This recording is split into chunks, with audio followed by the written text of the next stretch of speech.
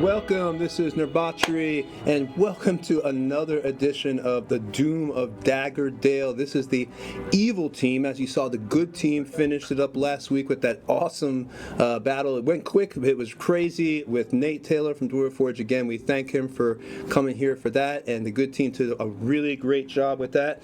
And now we are moving on to this, and the evil team now has to find out what's going on down here and what's going to happen when they finally encounter cold around. So I want to thank all our supporters, thank our Patreon supporters especially. Thank you so much. Your help is actually just making us better. As you see, we've got a lot of technical improvements that we made. We now recently got Zoom, and it's because of you guys that we're able to do those things. And every little bit that you give, we're putting right back in here to try to make the show better for you. So again, thank you for that. Thank for Wargaming Regan, Jonathan. Thank you for promoting us. I greatly appreciate that. Thank to Monkey Paw Clothing. Mace, who used to play on the evil team as well, played Hatchet. She had sent me a shirt. You've probably seen me wear it a few times. And then, of course, you want to, thank Stat Trackers. James Bramblebeard, James Keeler, calling him by his character's name, he used to play on the good team, sent us, a whole thing of Stat Trackers. It's really great, and it's very helpful. Basically, what it does is I don't have to worry about looking up a monster or anything like that. It's just right here in front of my face with all the things. So yeah, and it can also track initiatives, so it's really useful to have. This is session 20 of the Doom of Daggerdale, so we've been playing for a while, every other week, so that is roughly almost a year of playing for them now, if it's been that long, because 25 weeks would be a year, so every other week, yeah. So almost a year we're rolling up on here of this module. This is 5e rules. It originally was a 2e adventure that I converted over to 5th edition, and this whole map is made from all Dwarven Forge. As you know, I pretty much love that company. I'm a self-proclaimed dwarvaholic. I highly suggest you check them out. They pretty much sell the best terrain on the market. It's well built. You don't have to worry about any flock or anything like that getting all over your table. And we also have another game coming up. We're going to be starting season 2 of the good team, and we actually have a new cast coming with some new exciting cast members. We got Mako. Paul Hostetler is actually going to be joining us, and he was playing on the team that I was on with the game with Stefan, if y'all watch that. We got Cutter and Space here from the evil team are going to be joining the good team. So, and then I think we also might be having someone, if I'm not mistaken, from Cryptic Studios, if I'm not mistaken there. I could be wrong, but we're going to find that out just to be sure.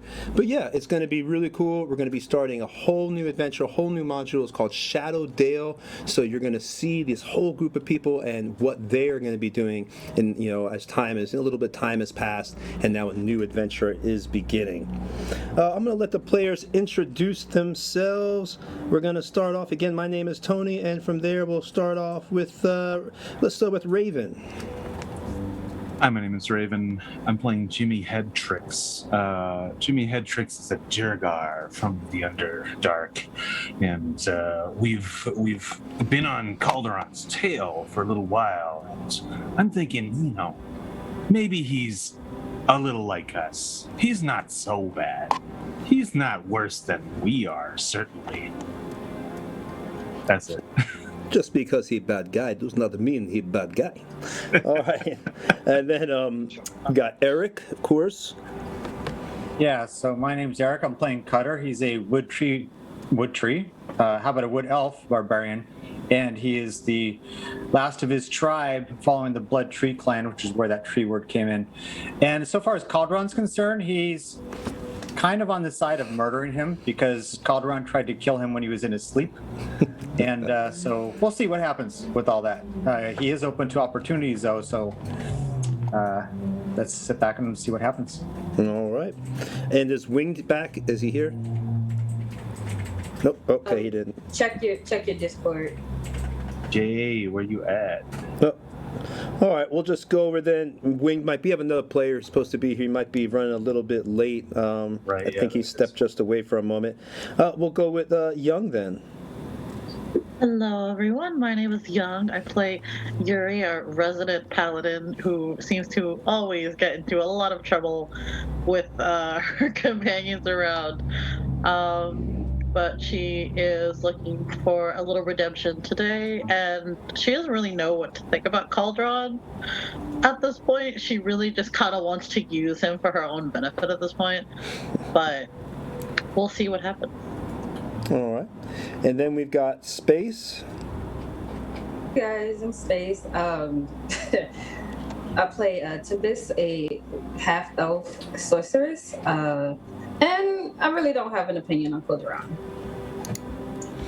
All right. And then finally, Thanks. last but not least, it is Miss Amy. Hey, okay. I play Helen Back. I am a mysterious individual who has just joined the party from last session. I am a cleric, and I was freed by the party after they found me in a cage. They don't understand why I was there, but it seems that now our interests are a little bit of aligned, so we'll see what happens. She's a bit of a mystery, and that will be revealed in time. Oh. All right, so that is all the players, and when we last left them, they had just come into the it looks like the main crypt area. They had got to the portcullis. Cutter had ran into that fire trap, got a little bit burnt. Never a fun time. But yeah, and now they are right in here, slowly working their way, hoping to find Coldoran. So I am basically gonna let them take it up right there, because as last they left, they were right here, and I'll give a quick description of what you all see. As you had entered here, you had passed that trap with the fire and everything, and now you see before you there is, if you can see it on the screen, let's see, hold on, so I can make sure we're all looking at this. That's the higher view. As you can see down all the way, let me push this, get that out of there for you. Get a little bit better.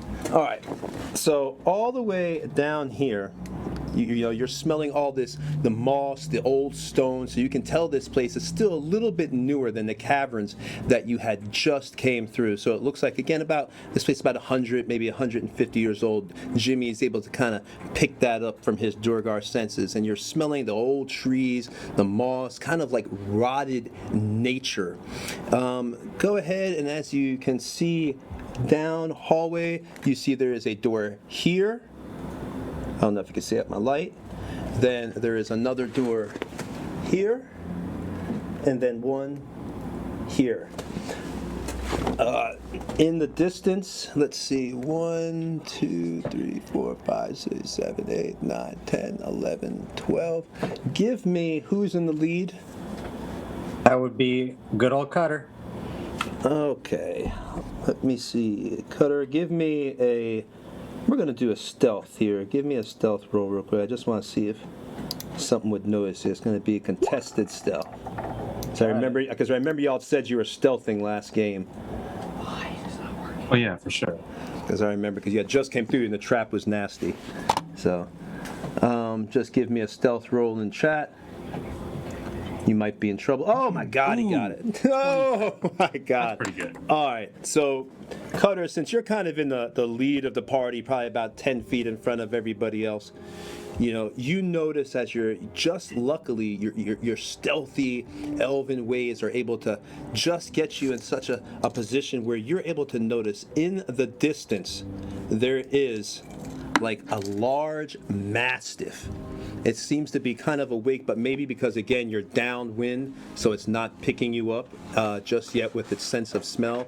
Lucky for you. And again, you're able to just see that mastiff that is in the distance. It's kind of like gnawing on a bone and sitting in front of a door that has like a force field in front of it. Okay, he's going to reach his hand back behind him to signal for everyone to stop. All right. And then he will crouch lower and turn back. And he whispers, "Dog, a big one." Is there anything? I look at it. Is there anything special about it, other than that it's a mastiff? It appears to be not particularly perfectly fed. It looks kind of vicious. You get the sense that, in fact, give me an investigation on that. Give me an investigation. Sure. Yeah. Investigation. Here we go.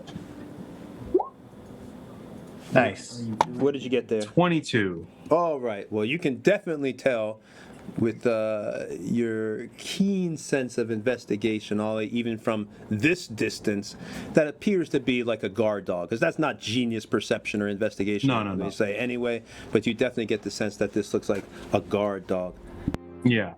Okay. So it's probably hiding something. It's guarding something. All right. I'm going to go down the line and ask everybody what they want to do at this point. As you know, the dog is there gnawing on a bone. Cutter, you've told everybody kind of to walk back. Jimmy, you just did an investigation where you were able to tell that it is a guard dog. Again, not the hardest detection, but you got that. No.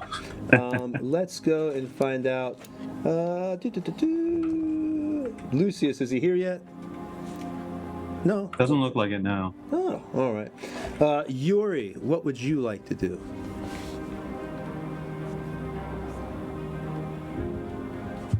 Yuri might be muted. I think she's asleep.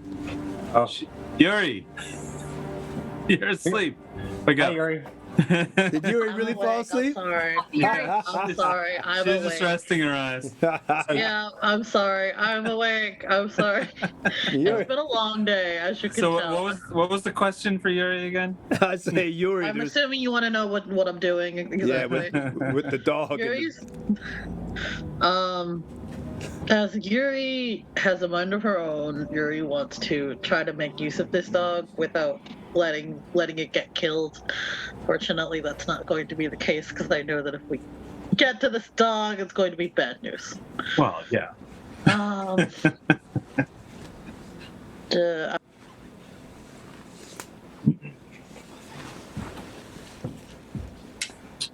Are you muted? I think Okay. I am muted. I'm sorry. I have to hold down the push the talk. push to talk thingy. I'm first going to ask if anyone has animal handling. Animal And maybe handling. see if we can see I if have no proficiency and a -1. These hands can handle. Not what I meant, Cutter. I have a 0. As- I don't have any animal handling. As we have found from last time, we had tried to save a pup, died. Yeah, we stepped on it. More like Cutter got to it first. But Yeah, well, we're sorry, going with that. Cutter stepped on it.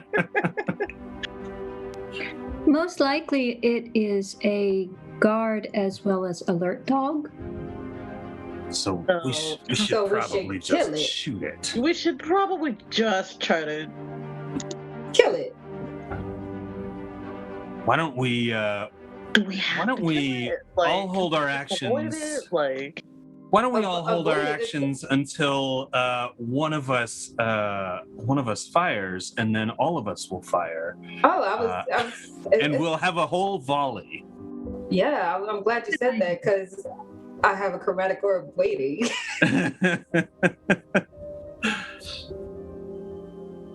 Cool. Is that what we want to do then? And we're going to try and volley this thing. It hasn't noticed us yet, But Yuri doesn't want to kill it. She wants to keep it as a pet. so she won't be in the volley. I suggest we kill it soon, or else it's going to notice our For presence. sure. I'm that is okay true. with I would killing like it. to not kill it because I would like to It's gonna use it for die. something else. It's gonna However, die. I do know it is going to die because I feel like everything we I have my bow drawn, and I am ready for Cutter to shoot.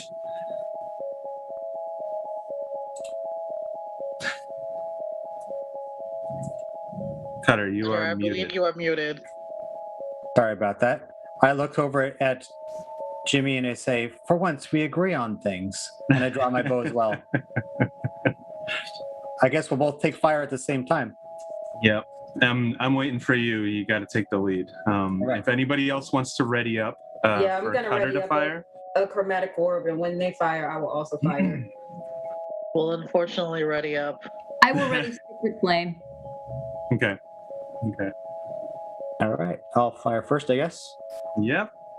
That's how it works. Here we go. Oh, that'll miss. Ooh. Goes wide. Okay. Well, my short bow is going to go off. And that is a 22. That hits. I'm sure that hits. That's a mastiff, right?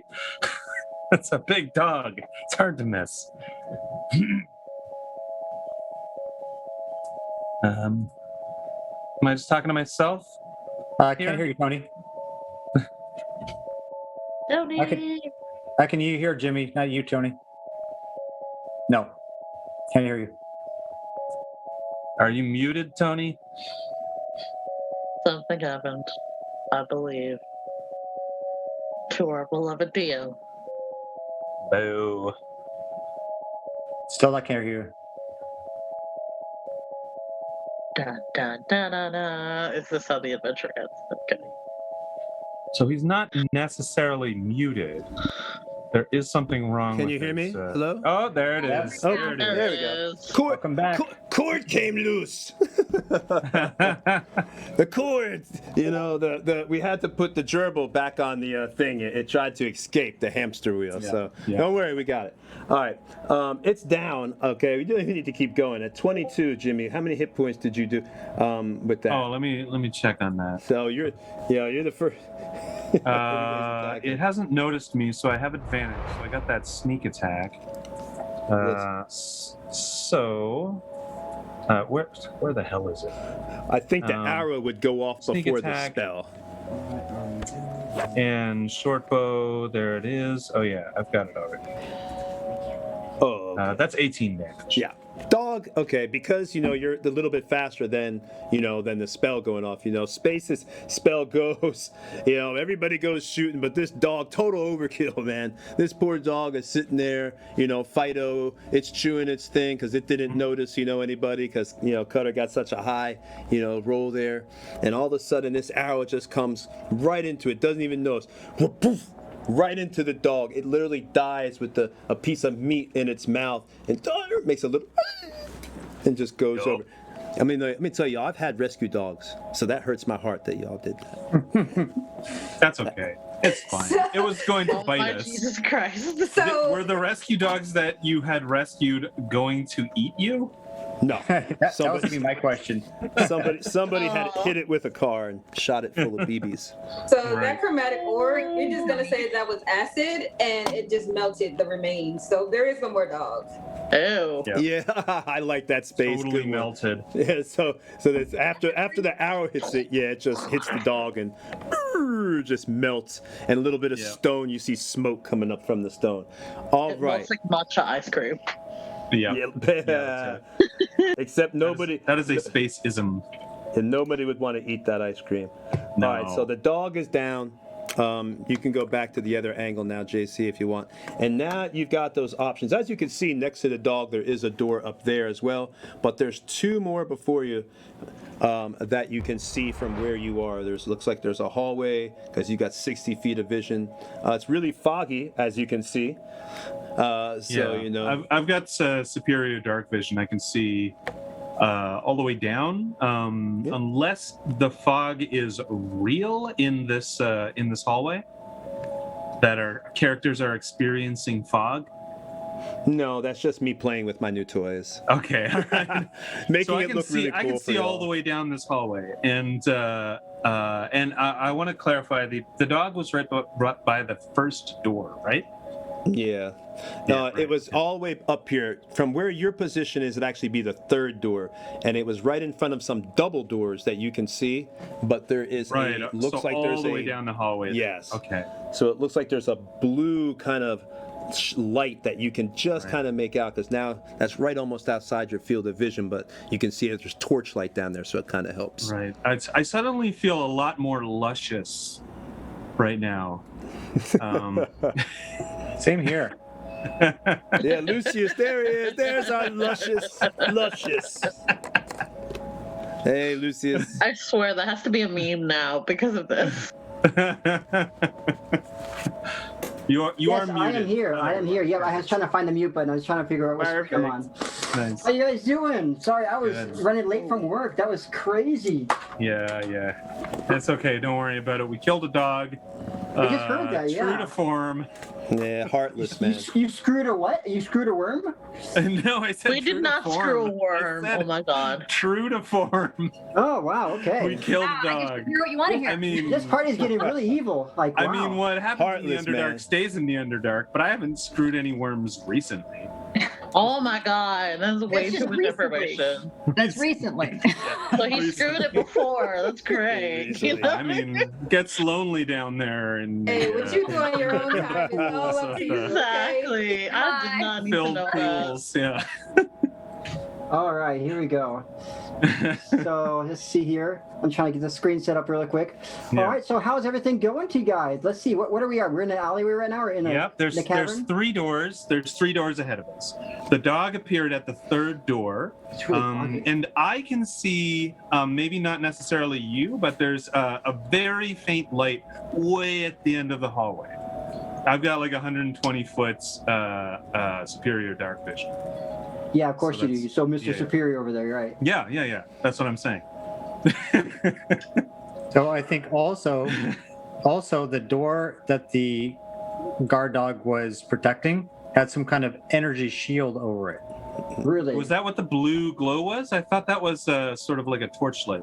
Well, I was told that door had energy shield in front of it. Yes. Okay, And all right, from all what right. you can see, it looks like a blue kind of wall of energy. It's kind of in the distance, but you get the sense that it's this blue light and kind of like something blocking the double door because it's kind of like distorted even from this far distance. Right.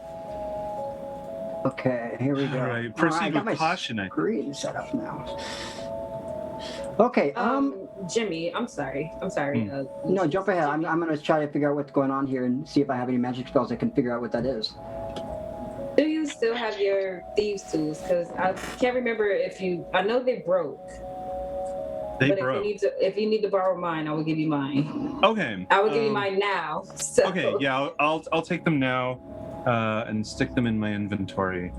I forgot that was a What the thing hell that is you that? broke your thieves tool. Yeah, I broke I my still thieves' forget tools. that's a thing. in Trying to get D&D, into that to room. Break your thieves I have a tools. quick question for the DM. I see that I'm missing 2 spells. Am I currently with mage armor? Ooh, so I think. I think that would have ran out. Didn't because I had it on too. We had it on at the same time, but I don't know if it's been 8 hours. From the last game, you had just got through the battle with the troll. So And that then means you- that was like what, 30 I minutes? So we wouldn't still say have that was lots 8 hours ago. I would think that you No and Space way. actually still would have your mage armor on because y'all Yeah, that basically was- fought the troll, found Helen, and then went through the trap, opened the door. So maybe at the most, maybe hour or 2 at the most that Got y'all it. were doing that. So I would say, yeah, your mage armor is still on right now. Good to know. Okay, that's what I need to know. Cool. Very nice. So I think we should proceed with caution if there's some magic down there on the end of the hallway. Well, if you wish for me to lead as I usually do, and and Helen, I do appreciate your healing. I will require some more. That thing damn near burnt me to death. I can check and see if there's any undead behind that door. It looked like there was a grate in front of it. So DM, is there a grate on the door that I can see through the door? Which door? The door at the end of the hallway with the blue light. Well, there's 2 doors. You got the double doors, and then you have the door that kind of has like the bars in front of it. And then there's 2 other doors before that, it looks like. Which door are we opening? I need to get through here. line of sight. I'll point to you. I got a laser pen. You got this door. There's 1. There's 2. And there's We 3. got. Yeah. Okay. And the Okay. third one's up here. I think. I you'll will see go just over the- to the door with the bars, so I can use my trait. And I will kick off one of my Eyes of the Grave. As an action, you know the location of any undead within 60 feet of you that isn't behind total cover and that isn't protected from divine magic until the end of my next turn.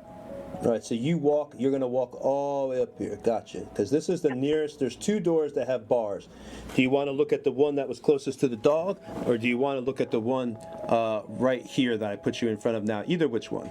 Just let me know. Well, I want to activate my trait, and I want to look through the bars of each of those doors to see Okay. if I detect any undead within 60 feet. Okay. You peer through the first door, and what you see, I think, do you have any type of night vision or anything like that? I Yeah, can't remember. dark Okay. vision. Dark vision. Okay, so then what you're going to see, let me open this up for her a little bit there. Okay, you see like down this door, you see a hallway on this one, and then on the second one, when you come and you look through the door where the dog was at, you actually see a room. Now this is a lot more descriptive. One was again just a hallway, a passageway as far as you could see. You could see 60 feet. But this one looks like a chambers. It seems to have like a table from where you can see in here, and there's a glowing orb. That's actually, he's putting the camera on it now. And there's a glowing orb of blue in the back. And you see on the table, it looks like there's a body that's on the table. It has like a bunch of like body parts around it. There's a bunch of carving tools, knives, things that look like it would be for dissecting a body or an animal. And then over in the corner, you have like, it looks like a bunch of bottles and bubbling potions and everything else, and smoke coming up. So you can tell this room looks like maybe something was, things were being experimented on in this room with all the body parts, and again, this body and the chains on the table and everything else. Do I detect any undead in the room? Lucius. Oh, so y'all aren't supposed to see this other room. Pay no attention to this. Nope. Pay no attention to the man behind the curtain. Yes, let me block that out. Don't look in there. Tony, do I detect? We can ignore that. Do I detect any undead in those rooms at all?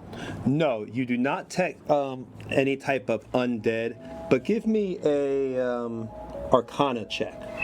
Okay.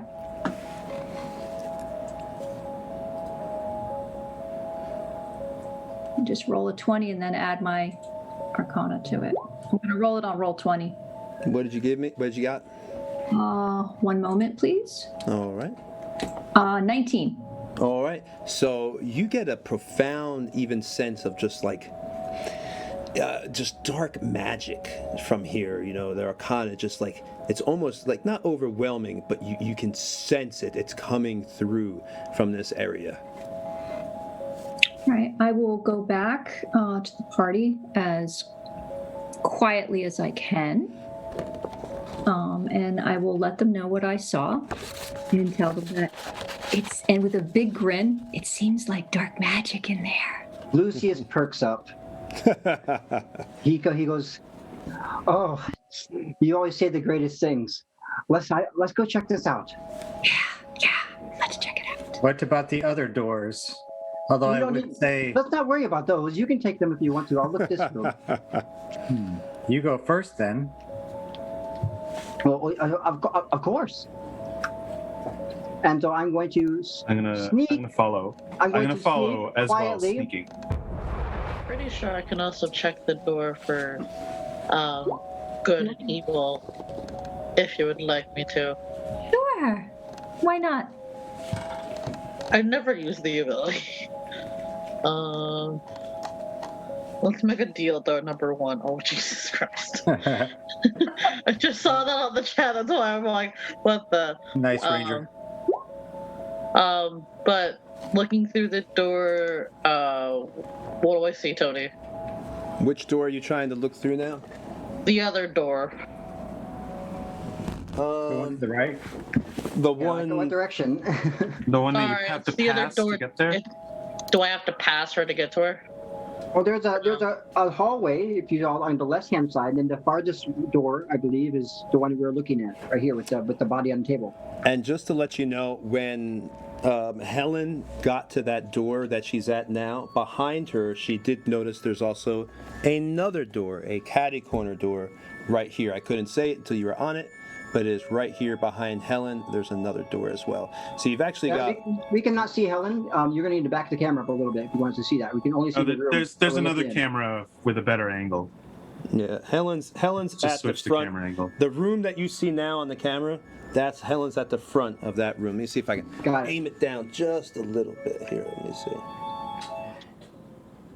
There we go. That might be it. Back door then? Is that the other door at the other end of the room then? You've got the catty corner door, which is right across from Helen, right here. And then you've got a door to the right, or excuse me, as y'all come up, would be on your left. Or I should say, hold, let me just use directions. You've got a door to the east, then another door to the east, and then the third door to the east where Helen's at now. Then there is a door to the west that is behind Helen.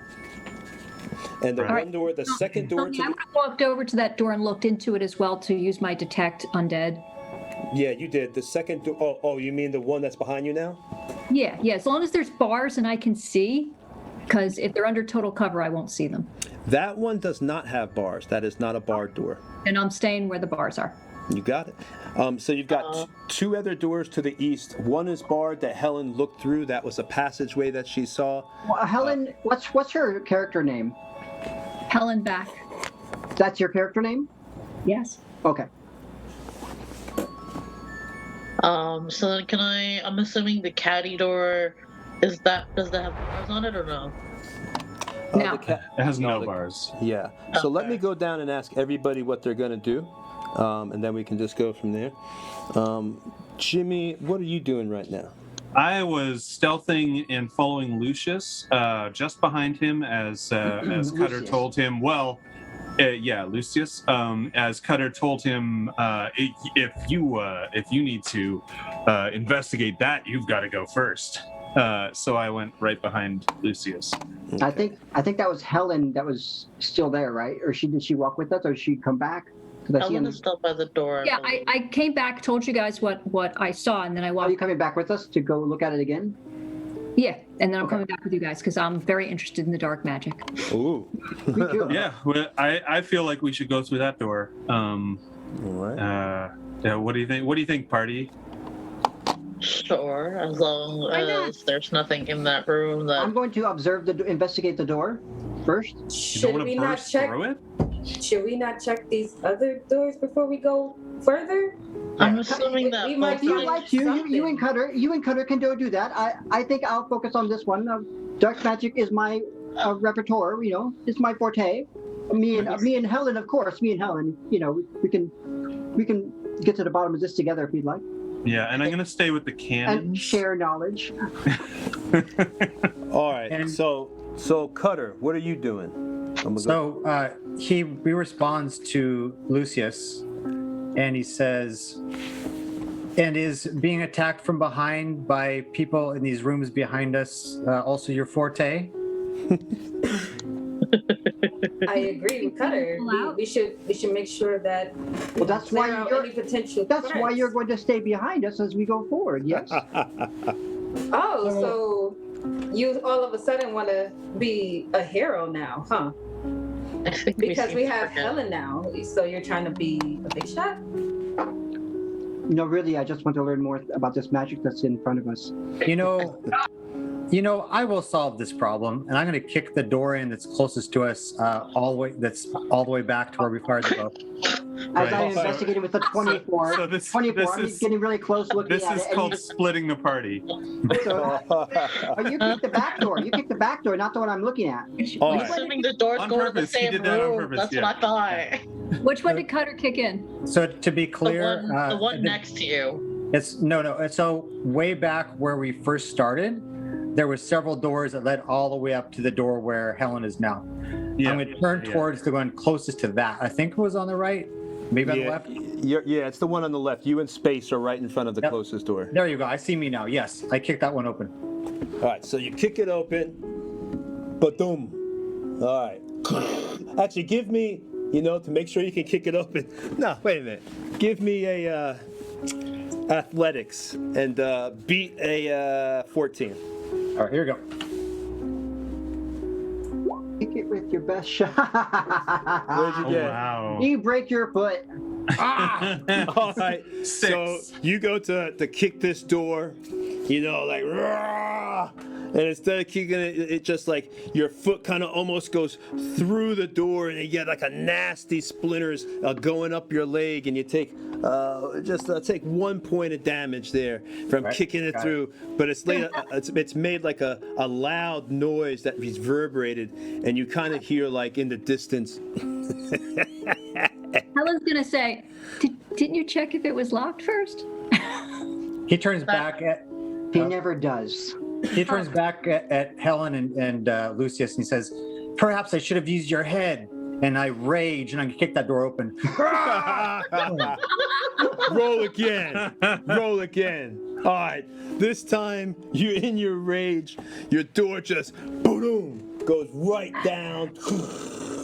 And the door has collapsed in a heap. You see a bunch of splinters just fall all over, and now the door is down. Okay, so now you see in front of you, but you hear now, because you made a little bit of noise, obviously you can hear in a guttural kind of language, what was that? What was that? And you see, coming around the corner, Trolls, I hate you guys. Immediately into battle. coming on, it's walking down, and then it sees you. Ah! Intruders! Intruders, master! Master! Warn the master! And you see these two night dwarves that you've seen so many times before coming down from only you can see it from where you can see it. It's just coming down the corner, one behind the other, and they see you. So let's go ahead and you guys can roll initiative. Bane and Abathor. I'll tell you how the good team handled this later. It was funny. That's how I curse. Well, Bane and Abathor. We should probably all roll initiative, even if we're not in combat with the night dwarves. Yeah, I'm pretty close, yeah. We're all I am the one with the lowest initiative. No one can beat my number. All right, so we'll start with everybody. Jimmy, what you got for initiative? I got 18. I have a 18? 0. 18. I have a 0. That makes sense. Cutter's the closest, yeah. Cutter, what you got, buddy, for your initiative? 17.16.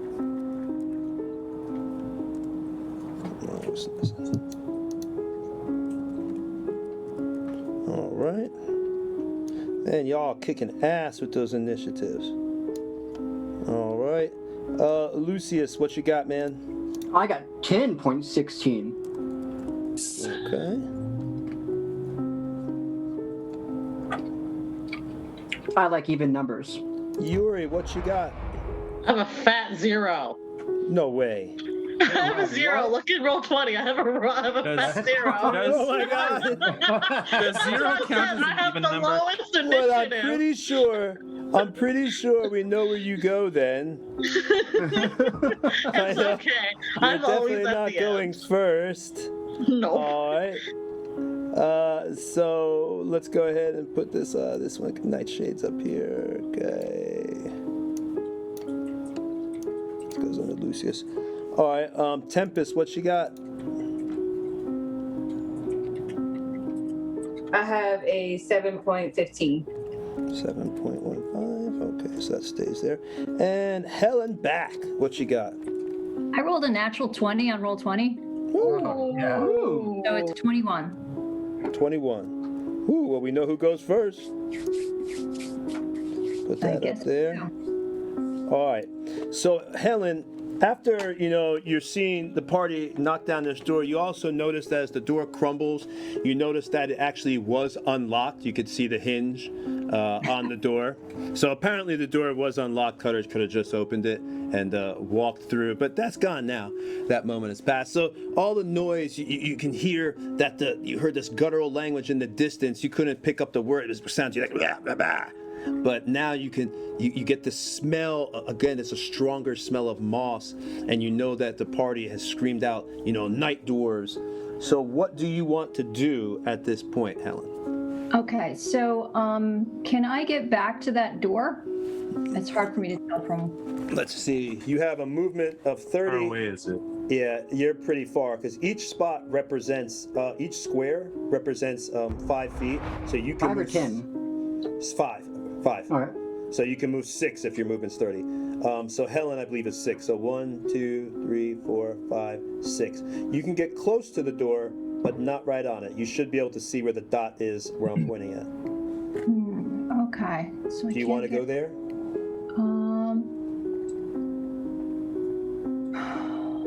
One Can second. Lucius talk out of turn, or does he have to wait until his turn? Yeah, real quick, unless, I mean, if it's something deadly important that you want to tell Helen to save her life. Lucius says, perhaps we should, whatever's in there, we should let them come to us and we can get them in the bottleneck of the doorway. Yeah, no, she had something in mind that she wanted to do, but she can't get there far enough. So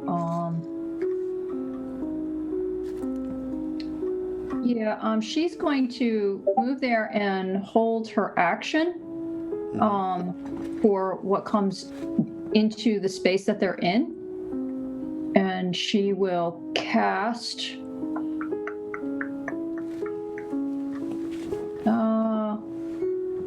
do I want to use that high level? Nah. She'll cast Sacred Flame at whatever comes out of that door. You got it.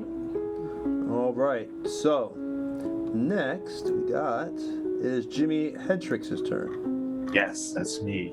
I'm going to meld into the shadows, draw my bow, and I guess I should roll a stealth as I'm melding into the shadows. I would think so. Let me see. We got stealth. We got stealth in here. Yeah, a little stealth. We got it. Hi. Oh, we got it. Oh, Hi. Oh, hey, hey. 14. So if anybody makes that 14 as they kind of walk out and survey their surroundings, then they'll see me. But I'm going to move to the door that is in between those two doors and try the handle. Okay. Wow. He's a brave man.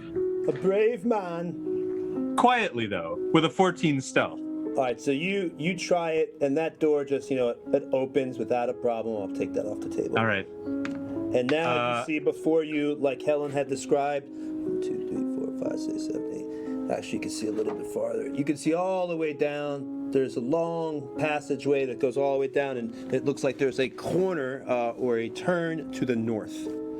Okay. So it's an empty hallway. Long stone corridor. Which is perfect for my purposes. I'm going to slip into there, and ready in action. I'm going to ready my bow for anyone who's not our party. I'm going to stick them full of arrow. Right, so you from this hiding space. Yeah, from this hiding space in the door. Because if somebody comes out of the hallway that Cutter's in, they won't see me, but I'll shoot at them. Gotcha. What you're trying to do is you're going to do the old Ranger duck out, like when we play Baldur's Gate. Exactly. Like I was doing Monday. Yeah, okay. But then I immediately turn around and I'm ready to pepper anything with arrows. Yeah, that reference to Baldur's Gate stream as we play Baldur's Gate on Monday. Oh yeah. So, we're almost done the I think the we're first gonna be episode. Dark Alliance. It's going to be Dark Alliance. Yeah. That's released on the 22nd or whatever. Yep. All right. So Jimmy, you are hiding in there. Yep. And now it is Mr. Eric's turn. Cutter. All right, so he notices the rest of the group moving in such a position to be ready for guys to come out into the corridor. Mm-hmm. So he's going to kind of nod towards space to maybe back on the other side of the door, kind of nod his head like this. And he's going to raise action and be close to the opening. So when they burst through the door, I can get at them. Just gotta remind you of something, not to bust your bubble, but your rage will die if you aren't attacked or you don't attack something. Or if I don't attack, yes. And don't worry, I anticipate he's going to run into the hall, and if he doesn't, then that's fine. I don't want to lose the advantage that we can have right now. But thank you. All right. So y'all you're backing up into the hall, like kind of to the side of it, you said? Yep. All right. So you're going to be to the north a little bit. Right here. I believe I'm next. I'm also holding my move. if something comes out, I'm gonna cast Crown of Madness against the first thing I see. Okay. Well, actually, it's the Nightshade's moves next. Oh, Because I already rolled initiative beforehand, and you can, of course, look back in the chat so you know I'm not cheating or anything like that. Just don't wait till after the fights so you don't see what's coming.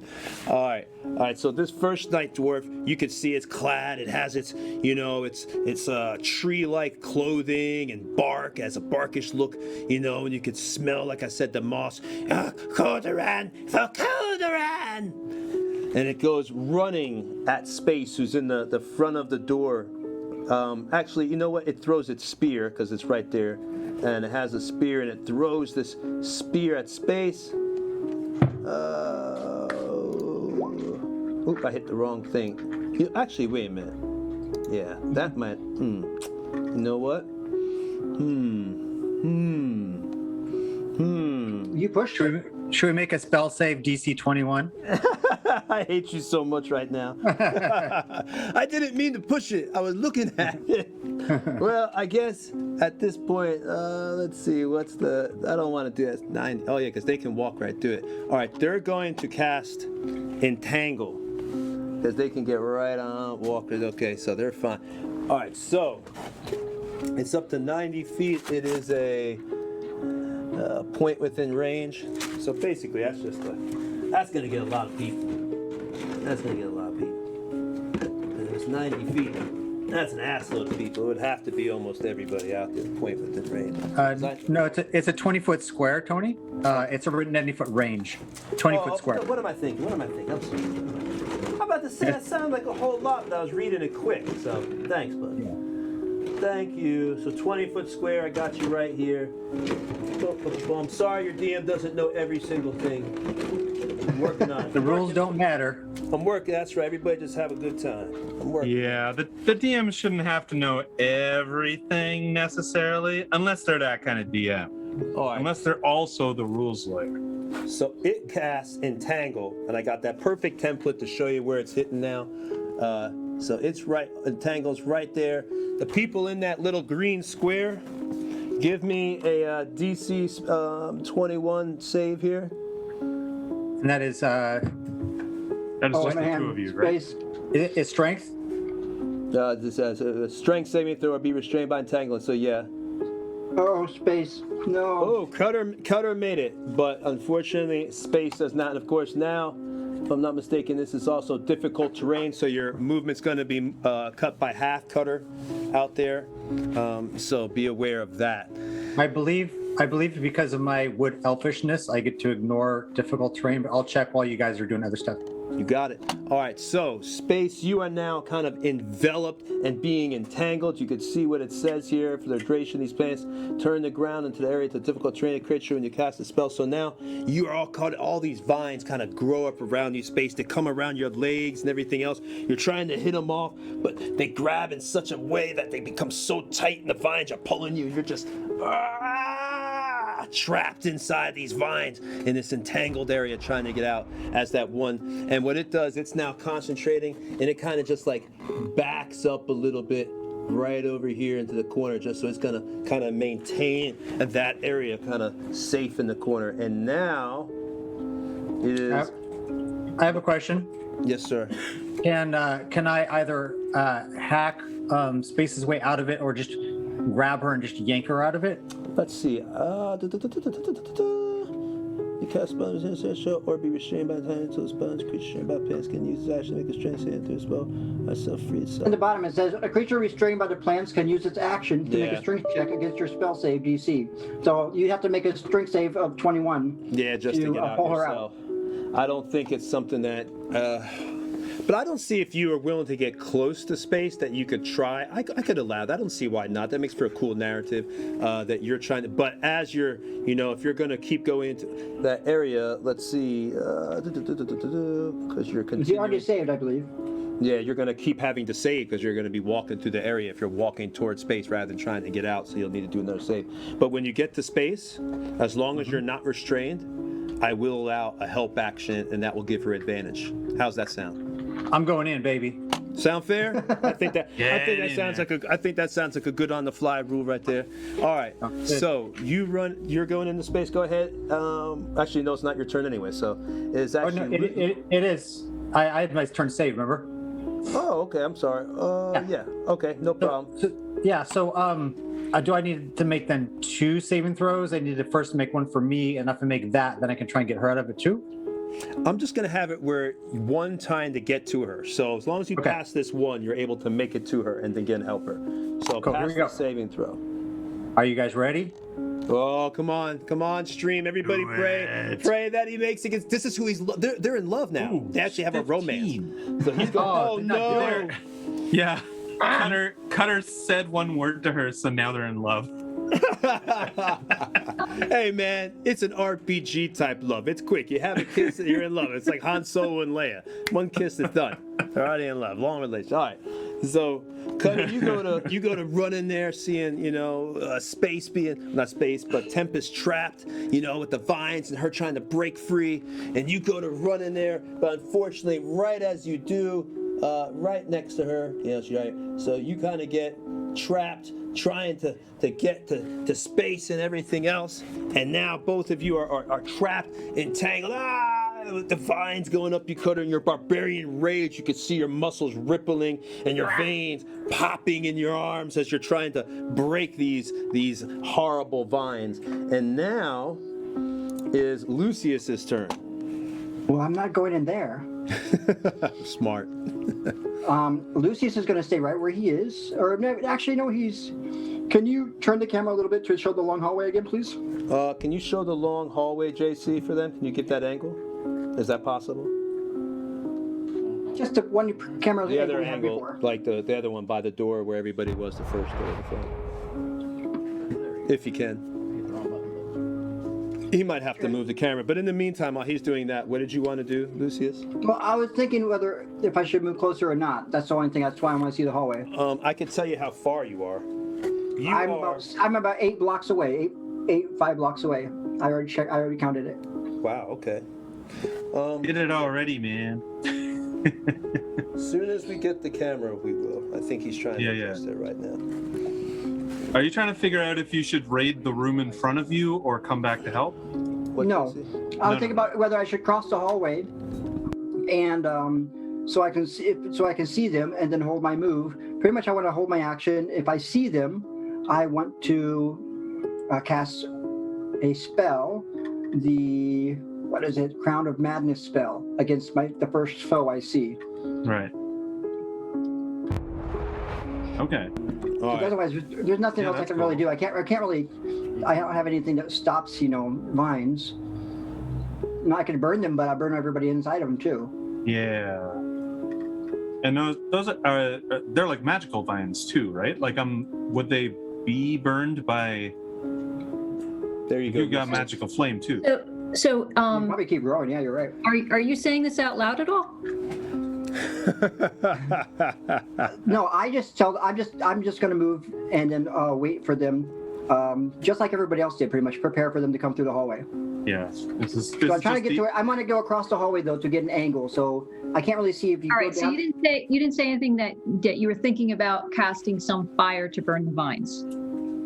No, I just said I'm not going to go into those vines. All right, so you're getting kind of right next then to Helen, I would take it? I can't see the actual hallway. Because that would give you a catty corner kind of like... Yeah, got to turn the camera down a little bit. Yeah, that's what he's working on. He's getting that or just narrate what he's seeing. All right, basically... I want to go across the hallway pretty much. I'm on one side of the hallway. I want to go across the hallway behind whoever's in front of me. Just aim this down a little. Let me do it. Just like do a little bit down. That'll be fine. Because then they'll be able to see the rest of the hallway. This would help them. Because that's like just. There we go. There we go. Who's that? Is that? Oh, I think that's This is. I'll show you. This is Helen. We got 2 Azamar now. So we got Helen right here. Looks like Yuri, isn't it? No, Yuri's over here. Yuri's got the new mini. Yuri's the one. Oh, she does. Okay, then yeah, I want to stand next to Helen, and I'll like, if they get close enough, I'll take care of one of their mines, and they'll start attacking each other. It'll be fun to watch. That's a good idea. If we get rid of the vines, that would be best. Do you have? I don't have any dispel magic. Then why do you think I want to go into that room? I'm sure they have a spell book in there. I don't have any area to get rid of the vines, so maybe target the one that made the spell, and we can break its concentration. All right. Let me see if I've got Alchemist Fire. I don't want to be that far forward. I want to not be by the new Asgard. What the heck are you guys called? Azamar? Asgard. I want to be by the second Azamar. Is she out as an Azamar Helen. yet? You want to be closer to Yuri? I want to close to the Darkwing one. You want to be closer to You Yuri? know, Close to the there one-winged are two angel. Asmar in this party, you know. Okay, just leave me there. I guess I just don't want to be in front because I want to be the first one attacked. You usually are. That's the fun part. All right, you're definitely not in front to be the first one attacked. There we go. That's better. All right. All right. So now it is. Is that where you want to be? You're good there. I'm holding my action in case one of them approaches and tries to attack the characters, because I don't think I can run all the way to the vines, and I don't want to get stuck in those vines. Gotcha. Okay. Next, then, it is now the second Nightshade, and this one takes out a spear. And I'm trying to see if Entangle. Nope, Entangle doesn't cause any type of disadvantage on you, so you're good to go. Yeah, what an ass. This one takes out a spear, and it is so going to go. Cutter's gonna yell out, here, and offer up his chest. Skill for the master. And right, you can tell as you say that, like it looks at its friend who's concentrating, holding up the thing, and it says, "Challenge accepted. Kill you fast." And it throws the spear at Cutter. See if it hits. Wow. Did that hit you? No way. No way, 10. No way. All right, so this spear just goes and it hits into the tangle of plants, and they go all up around the spear and actually crack it in two. That's how strong these tangling plants are for anything that enters the area. And he kind of like ducks back around here, and now you can't kind of see him. He kind of like is over there, but back behind the corner. And now it is Space's turn. Space, you can make a roll to try to get out. You'll need to get a 21. Unfortunately, Cutter cannot help you because he is trapped as well. So he cannot help Space. She is trapped in the entanglement. Yeah, I'm not getting out of this. I can already see it. Go ahead, try, man. See what You'll happens. be fine. It's not Oops, like you're dead. Hey, I'll be fine. What a two. Fine. Roll the 2. So Okay. no, that does not do it. So as Space goes to do So that, ranged. we're changing the camera in just a second here, people, to show you what's going on. So as Space goes ahead and, she tries to pull out once again. These vines are still holding strong, and you see her armor. She's a rogue. Her like leather-like armor. It's almost flexing as she's trying to pull herself out of it. But once again, she just cannot seem to get out. I'm a sorceress. Tony. You're a what? I'm a sorceress, not a rogue. Sorry, I'm sorry. I thought you were a rogue for some reason. I'm sorry. I don't know why I thought you were a rogue for some reason. Always thinking wrong thing. All right, so now She's got that dragon blood. dragon blood. Well, I know now it is. So, Is there anything? by the else? way, I want to let Tempest know for next time. It says you can still cast spells while restrained. Ooh, she can if she's. Still, Oh, can I? Man, I wish I would have knew that. Yeah, it's If just I would've holding your knew that- feet, right? yeah. Is it? Oh, It's just holding your feet in place. I Well, had a chromatic board plan, but I didn't know that. She might have charged good concentration, but like everything else should be fine. If she's taking damage, she has to do concentration. If Yeah. she's not Yeah, that's true. taking damage- Yeah, so she's not taking damage. She's just rooted to the spot. yeah, it's just really Like literally rooted. So she The should person be able. who cast it, however, the person who cast it has to maintain concentration. So if they take damage, then they have to actually make a check. Yes. Time for a fireball. Fireball. You want to free yourself? Fireball. Man, I wish I would have knew that, Tony. I had something planned for you. I had something planned for you. Didn't she have her? Well, you'll know didn't for she next have her time. turn? Didn't she have her thing waiting? I think. Thank you. Did Yeah, I? chromatic or kind of readied, didn't you? Oh, yes, I did. You know what? Yeah. Yes, I did. So that But was it's- from it's before okay. when It was bef- Cutter busts through. Yeah, it's okay. I can wait. So DM, she said that she had it ready. What's Yeah, your she- rule? Well, I'll tell you what. We'll let it go off on the one that was about to throw the spear. You want to do that? Hell yeah. Yeah. So see if It's that up one. to you. Cast the spell. Yeah, see if the one that goes to spear, because he missed anyway, so we could say the chromatic spear caused him to miss because it melted his arm as he was throwing the spear or something, or set him on fire. So yeah, do it. I had rolled one earlier. I didn't mean to, but if you want to use that one, it was a 17. Oh, She's yeah. like, use the one that's a high roll. Tell you what, but that one was It's all rolled in for the the past, dog. right? That one was rolled for the dog, wasn't it? No, it wasn't. That was for the That was strength another save one? because she did a strength save right there. The Oh, same okay. I'm thing, she sorry. rolled a 17. I thought the other chromatic orb was for the dog. Okay. Well, she rolled another one then. Yeah, 21 it is. So, 17. wait. That definitely hits. So can I use one sorcery point and twin it and hit the other guy?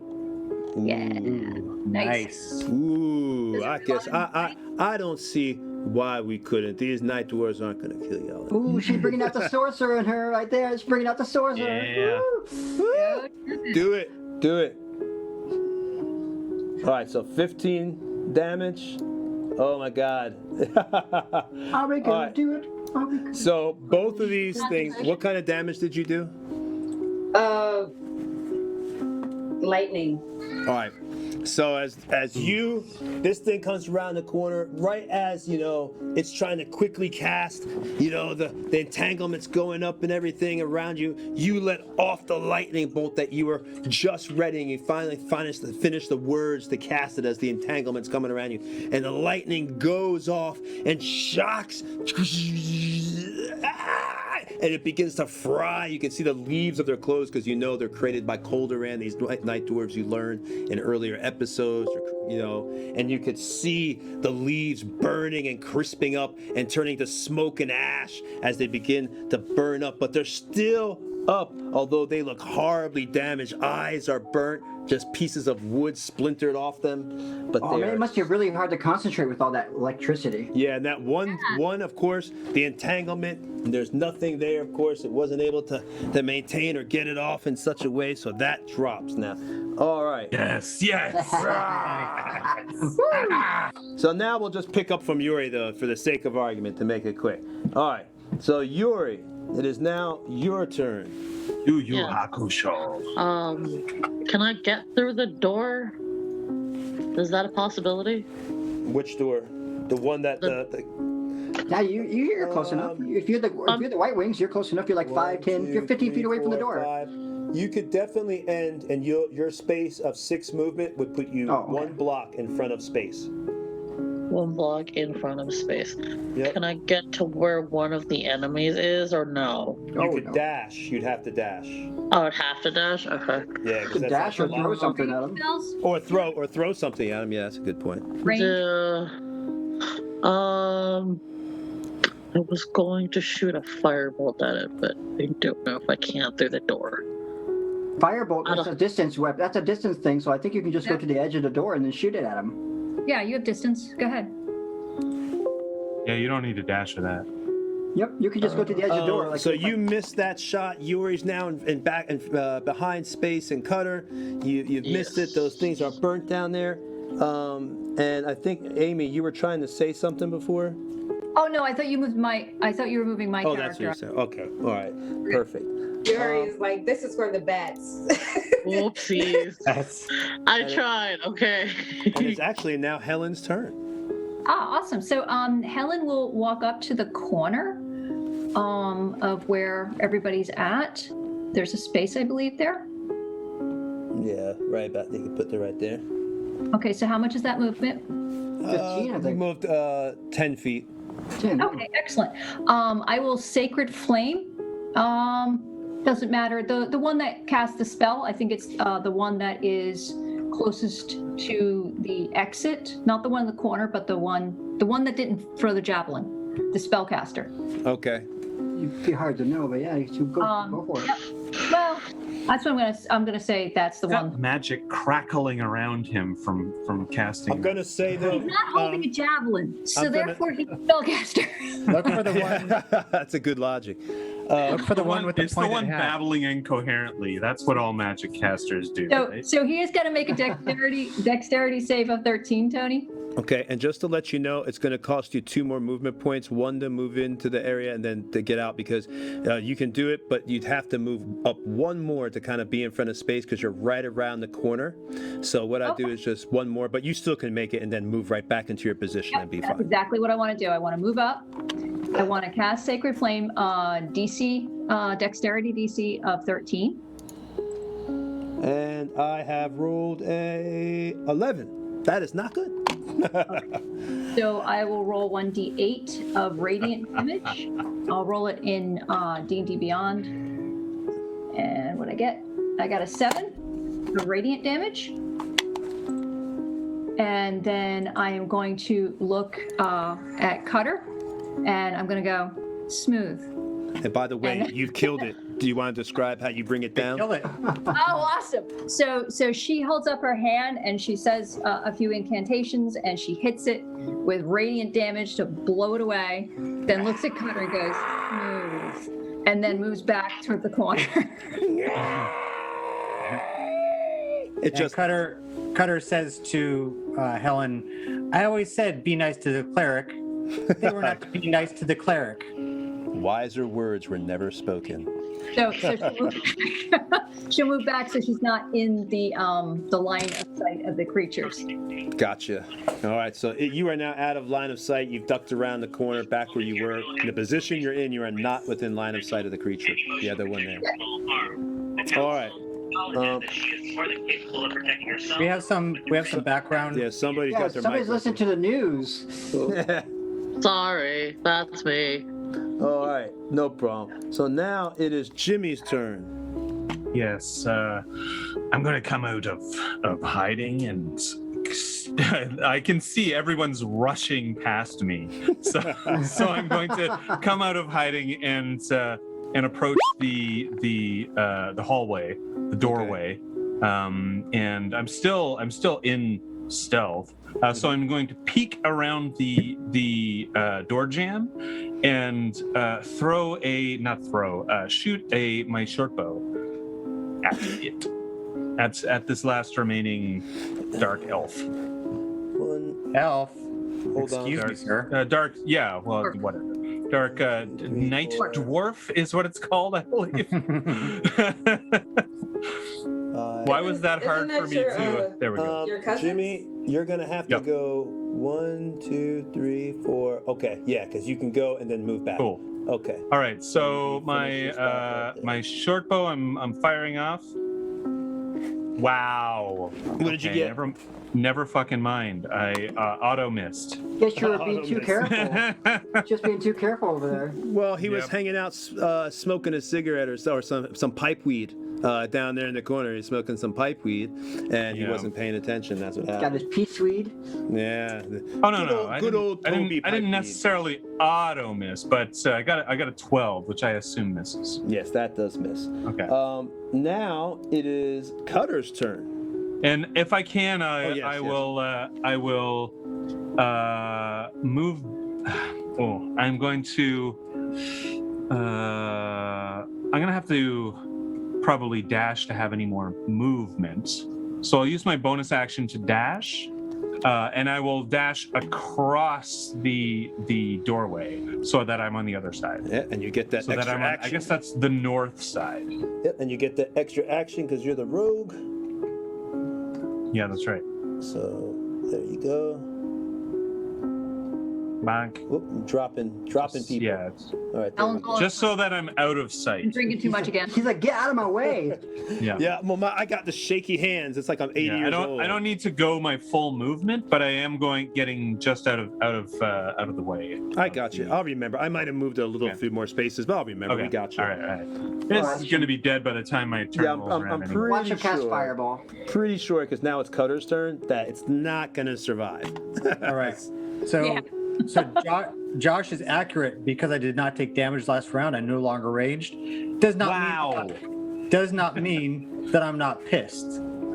And so pissed is a free action. And so he's going to. Pissed is a free action. You might be more pissed now that you're not raged. So he's going to run straight for it, jump in the air, and do a reckless attack with Olar, trying to sink it right into his chest. All right. I think we just had a camera accident, guys. Camera has That's what been happens knocked. when you get pissed. That's what happens when you get pissed. Cutter's anger was. Let me demonstrate. Cutter that anger was so great that when he raged, it literally shook the world of Faerun. The entire world has shake. Even the gods fell down. Even the gods themselves. JC. 1, 2, 3, 4. All right, so you are right up on So him. I don't have. He's actually right there, so you're right up. Okay. On him. Okay. So I don't have Olar set up on my character sheet, so I have to roll a d20 in the old-fashioned way. Okay, so plus efficiency, plus it's a +1. Okay, and then I can roll twice because I'm doing reckless attack because it's advantage. Roll it. There's my 2 rolls. You hit on 1 for sure. Cool. All It right. doesn't matter. It's dead. I had 1 hit point. Oh, okay. Oh, wow, 1 hit point. Now, Yeah, just so I know, do I do the extra D4 damage? Does it have a spell slot, that guy? So that Olar does an extra D4 damage to spell cast anyone the spell slots. Does it do that additional D4? Because I'm interested to know that. Well, it's a cantrip. These things get their spells kind of like, I don't want to tell you too much. Gotcha. Yeah, So it's not close enough. Yeah, that wouldn't really do any damage to them, Olar, other than problem. the normal +1. But it's down. It's down. You bought that one down because y'all did a And bucket. I'm going to try and push so hard that he gets pinned into the wall by Olar. Oh my god. So what do? You lift them up on the sword into the wall? No, I basically I throw all my weight into him as I jump through the air, kind of Stone Cold Steve Austin style, and I'm going to stab him right into the heart, but keep my momentum going so he falls back, and I find a spot in between the stones where I keep pushing that sword, and he's basically elevated about a foot off the ground, hanging by my sword. As you And he do said- that, his hand just taps the sword like, I say, "Stick around." stick around.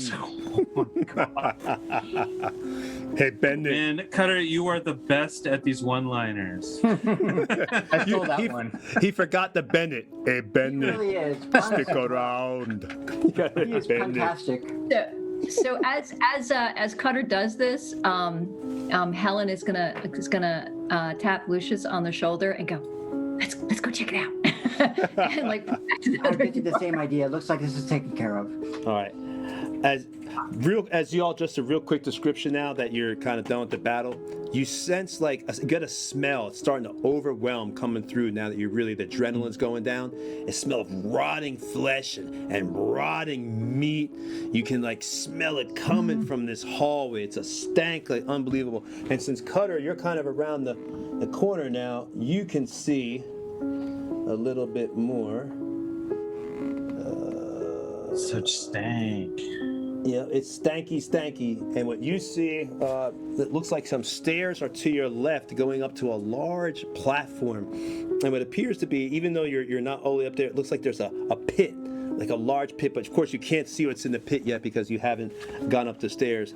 I'm going to go down the line here, see what everybody wants to do now that we are out of battle. And might as well start with Cutter because you're right there in the front of the party anyway. So, Cutter, what did you want to do now at this moment? I'm going to look back at space and kind of give her the nod to come forward, and I'm going to stealth forward. Okay, you got a stealth And this is forward. where we split the party. Oh yeah. Well, only a 7. Never split the party. He stealths angrily. He has a 7 stealth. So as you go up the stairs and kind of stealth, you see a bucket of remains. It looks like arms and legs and meat, organs, just bloody, just a bucket. It looks like, maybe the night dwarves had been standing up here pouring it down into this pit. And at that moment, let me describe, and this is why you realize what was in there. Hold on. Okay. The terrible smell of rotting flesh rises from the pit, and a cloud of buzzing flies circles over it. At the bottom of the pit, barely visible in your light, well, of course, you'd be able to see this, Cutter, a festering mass, or 2 masses of purple slime that seem to be trying to slither up the walls of the pit towards you. So you see in this pit these purple slimes. It looks like, Give me let me wait. Is there anything you want to do here, Cutter? Like when you're looking at this place? No. I will just keep an eye on those slimes and anything else. If something comes up, I'll be ready. Okay. Lucius, what do you want to do? So yeah, me and Helen, we kind of nodded to each other, and as soon as we heard that last guy make his death cry, we guess kind of like, okay, they took care of it, and we both, as far as I know, at least I'm gonna take her cue, and I'm gonna walk to that door, and I'm going to, I guess, investigate the door like I was trying. I rolled to investigate the door earlier, but I was interrupted, so I'm not sure if my investigation counted or not. It will. If it will. Go ahead and find that in. Yeah. The investigation I made was a 24 on that door to see if there was any kind of traps on it. You're talking about the door that was behind Helen, right? I'm talking about the door that goes to that shiny little altar with the guy on the table. Yeah, the magical We're room. splitting the party. We're You leaving. really We're going want back. that? You really? All right. You don't detect if you're looking for any type of traps or anything. You don't detect any type of traps or anything that seems to be out of the ordinary with this door, other than it does appear to be locked. It does appear to be locked. Yes. Fuck. I'm sorry. Bane. Bane. Bane, of course, is one of the worst gods. I am also following you in case if you walk off with Helen, I'm also following you. All right. Well, in that case, I go. Oh crap! I forgot your name as well. Jimmy. Jim. Yeah. I go. Jimmy. Yeah. Can you open this? Of course I can. I've never broken a lockpick in my life. Oh, it looks safe. I don't think it's going to explode, and I'm going to take a big step back. Okay. Do your lock picks. Let's get a 14 sounds good. Get a lock. Let me just how that on D&D Beyond, how do I do that? Just click your lock picks. It should just let Yeah, I know, but I don't know where it is. should be under your stuff. I could probably do it for you. D&D Beyond is a different UI Let me see if I can do it. than the other one. I got you. I think all my stats. Oh no, my stats might have changed actually because I'm level 4 now. All right. You put your thieves' tools in there. My dex is plus 3. You got a plus 3, so it's 11. And it begins to jangle. You feel like one of the tumblers kind of slides. It's kind of an old lock. You almost get the sense that if you were to try it maybe again, that you might be able to get it open. So the next roll, if you wanted to try your thieves' tools, the next one would be with advantage. Sure. You want me to click on it? Yeah, sure. No. I've got it. It's this is actually just plus 1. Because my one tribute dexterity, of course. So that is an 8 rather than a 7. Well, you get advantage. So try again. That's so nasty. Oh yeah. That's right.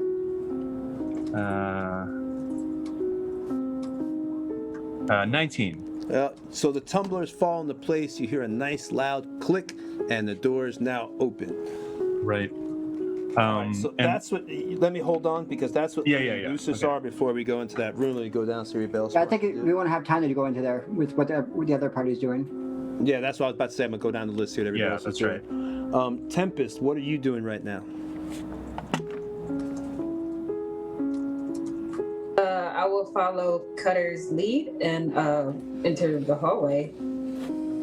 Okay, so you're going up next to Cutter, right here, on top This is of the all going to turn out great. You're going to do so well.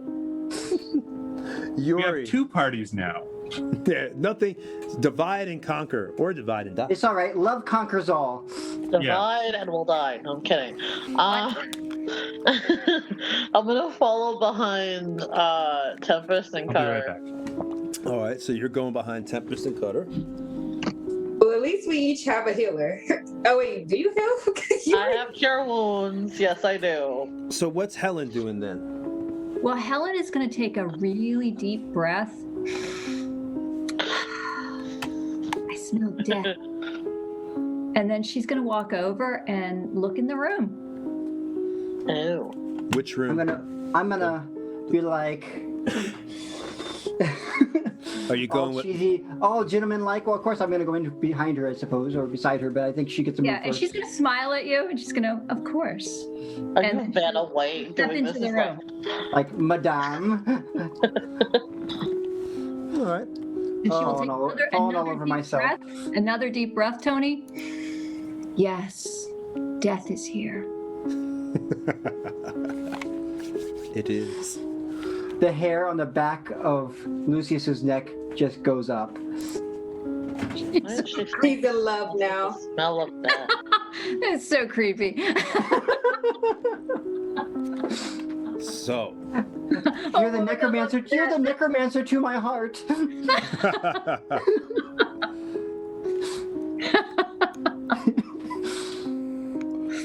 All right. No, he never understood me. So Tony, does anything happen as she steps through the threshold? I'm gonna no. As you step through the threshold, like I said, you just get a sense, like you said, of dark magic in this place. You can see that one glowing, pulsating, a blue orb that is just in there in the distance. You're just gonna have to see this because I can't see. Yeah, her eyes are just all full of glee. And you see the body. You see all the. Let me point out with the laser pointer. You see all the type of evil tools here that look like they were cutting things. You got a table over here. It looks like some God knows what, some old organs. You got a fallen over thing here that the DM needs to put up. There we go. So is there anything that looks like spell components, potions, anything in this room that as she's scanning the room quickly with her eye? Yes, you do have, like, it looks over here, there are potions over here on this, like, alchemy area. It looks like where things were, like, being made and everything else. It's like from a distance you can see it looks like a dark greenish kind of yellowy potion, but you can't really see more than that until you get closer. But Okay, that so is how much sitting of my over movement? How much of my movement have I used so far? I'm not going to charge you a move. You're not in combat. That would be terrible. Okay, well, she's going to get very close to the walls, and she's going to start to slowly make her way over to the to where she sees the spell components, keeping an eye on what's going on in the middle of the room. Okay, so you're making your way over here, and you're heading back. You're heading over to the table with the potions and everything. Yep. And she's going to be hugging the wall as she goes past because she does not like to be too close to any of this stuff in the middle of the room. Okay, so you're just, as you walk by, you see that body and everything. All right, so as you get there, like I said, you do see that potion, and you see there's many other kind of like bottles up there, a few other things. You'd have to obviously, we'd go through an identification process if you want to try to guess what some of these things are. But before we do that, let me jump back then if we're going to do that. And we'll go back to the room with the people, with the purple slime. Now, y'all are at the top of the purple slime room. JC, if you want to know, is there anything y'all want to do? You see the two purple slimes in there. Now, you do see, like, in the corner, like, way in the... Actually, give me a perception roll. I'll put it over and go to the bathroom. Both of us? Wait a minute, which room? Are you back to the purple slime room? Because I don't think the purple... Yeah, it's the purple slime room. Is the purple slime room not up on the screen? No, it's not. Oh, can you put the purple slime room up, JC? The purple Ooh, slime nice. room. I love that transition. Yeah, right? All right, so now you see that you see the purple slime. They're in there. Give me a perception, like I said, both who's up there, Cutter and Tempest. Cutter and Tempest. Give me. I'm too busy being angry. Yeah, you don't notice anything, but Tempest, you notice, like, in the distance, spread kind of like around, you see like a glint, like a shiny glint that just catches your eye. It looks like it's under some trash and debris in the corner, and you catch another glint kind of like to the left. So you know it looks like there's something metal and shiny, but you can't really tell what it is from this distance. Is there anything, Cutter, right now, because you tried your roll and you didn't notice anything? So Tempest, while Cutter is being angry since he didn't notice anything, is there anything you want to do or say? Yeah, I think it's something over there, but I don't know what these things are. We gotta I want to go check it out. And then I'm gonna firebolt these things. And I'm gonna use my last sorcery point to twin it. Since it's a cantrip, I have to spend 1 sorcery point to twin it. Nice. All right. Don't even need to roll initiative because you have such an, you're on top of this thing so they can't even get up to you. You're just going to try to nuke it. Nuke it out of orbit. Nuke it. It's the only way to be What'd sure. you Yeah, I got a 15. That's 9 fire damage to each of them. You got 15. Hold on. I'm looking for the darn. There we go. There we go. Where are you? Hold on 1 second, guys. There it is. Okay. And how many points of damage did you do? 9 fire damage. Oh, okay. You hit it with the 9 points of fire damage. I don't want to say it like that. Do you want to describe your attack? Yeah, I see that Cutter is pissed off, and with a clearer head, I'm just like, okay, I know we have to get back to the party, guys, but it's something over there, and I'm just launching these 2 firebolts, like each hand. So they go through and just zap it and burn it a little bit. You see it kind of like shudder, and it's still moving around the room, trying to slink up the walls and everything else. All right, so Cutter, you were just trying to get angry. You just pissed at it. So I would like to do something though, which would not require my perception. I want to toss a torch down there and try and do some more damage to those slimes. Oh, okay. I'm trying to figure out how we could do that to see if it would actually hit the. I can just roll the hit. Yeah. If you want. Give me a standard attack roll.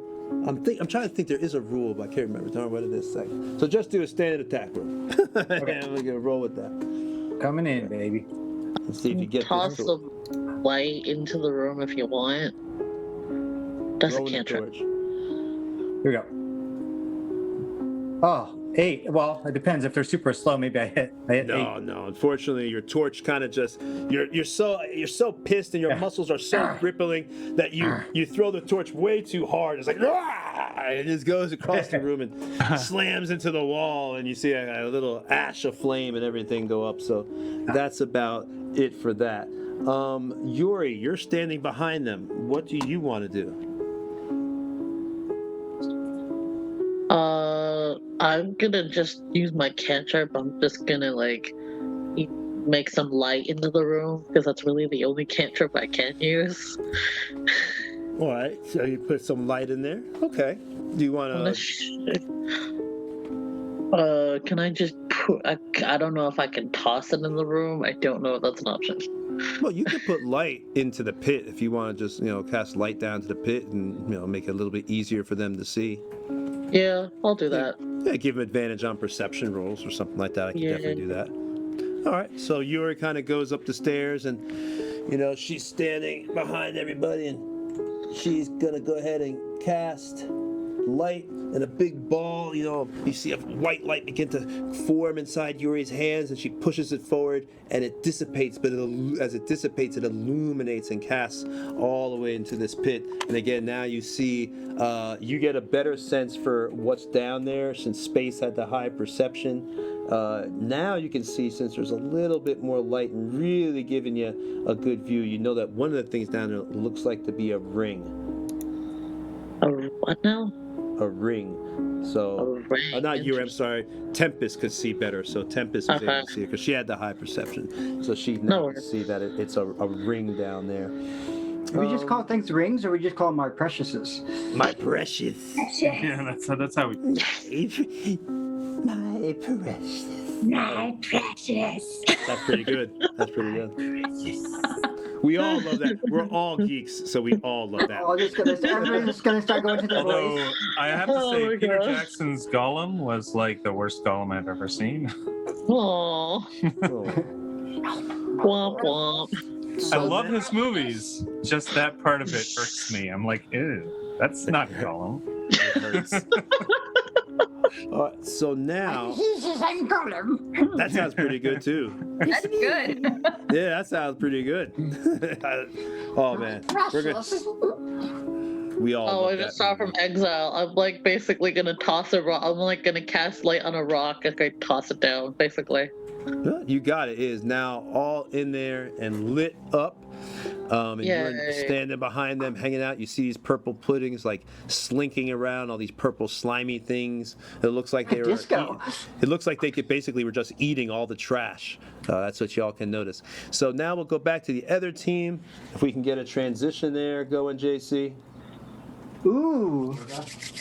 So now the other team, and let's go back to Lucius. What is it you're gonna do here? You see Helen has walked up to the table with all the alchemy stuff and everything else. Can you show me where she walks up to? Do you have her? Okay, there she is. Is it possible to bring it closer to see or not? What do you mean? Can we get an overhead view? Well, right Or now should- this might No? not be able to do an Okay, overhead. so what- We might be able to do a zoom though. For What can I do with my passive observation? What can I see? You notice there's like a That's body good. on the table zoom's that's opened up. There's like this body good, right JC. here. Yeah, it's good, JC, right there. But there's like a body on the table. You notice that.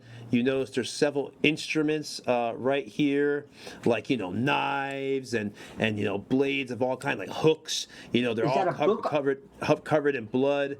You've got over here. It looks like just a whole like a bowl of like slime, and it looks like old organs that are beginning to rot away. And then you've got this huge pulsating blue orb right here.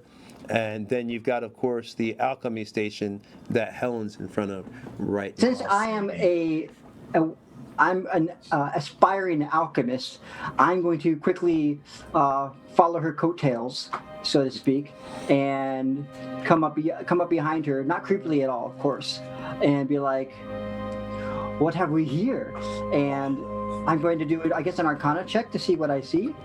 Or would it be investigation or Arcana? Probably Arcana, right? It's gonna be Arcana, but let's go back. I'll come back because Helen has to go before you, so she was up there. So just. So can I do an action, or can I do a movement in action, or do I have to just wait for her?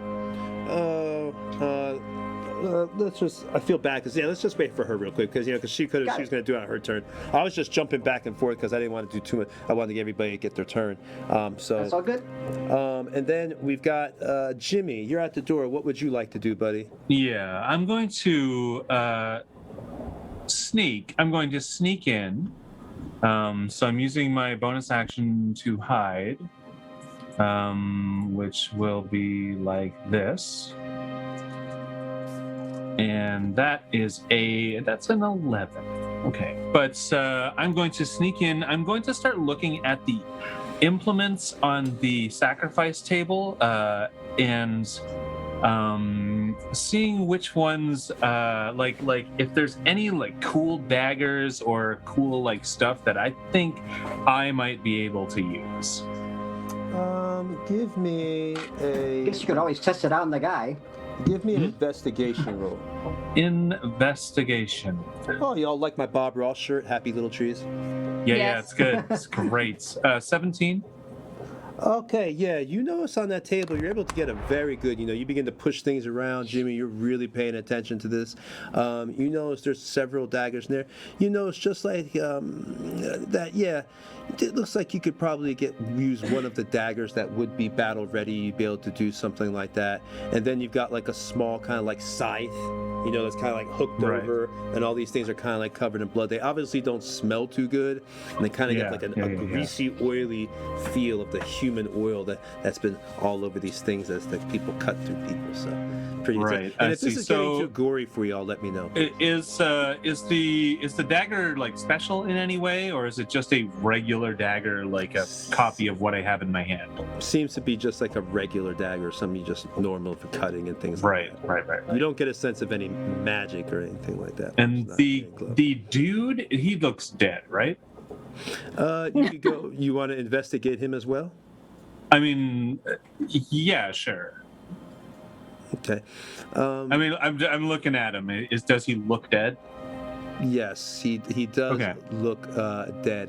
So we'll come Okay. back to the body. I don't think I can do another investigation check as per my action economy, but Yeah, that's what I was just about to say. We're going to come back. That's why I said we'll come back to the body. So let's go back to Helen, because now it's her turn. And Helen, you were investigating the table. So as you're over there, you see all the bubbling stuff and the chemicals. There's a whole, just a bunch of stuff over there. So go ahead. And what did you want to do right now, Helen? Well, I want to see if there's anything there that I'm looking for that I would be interested in based on my backstory. Can I do like some sort of check, arcana, investigation, something? Definitely, yeah. Go ahead and do me an arcana check. Okay.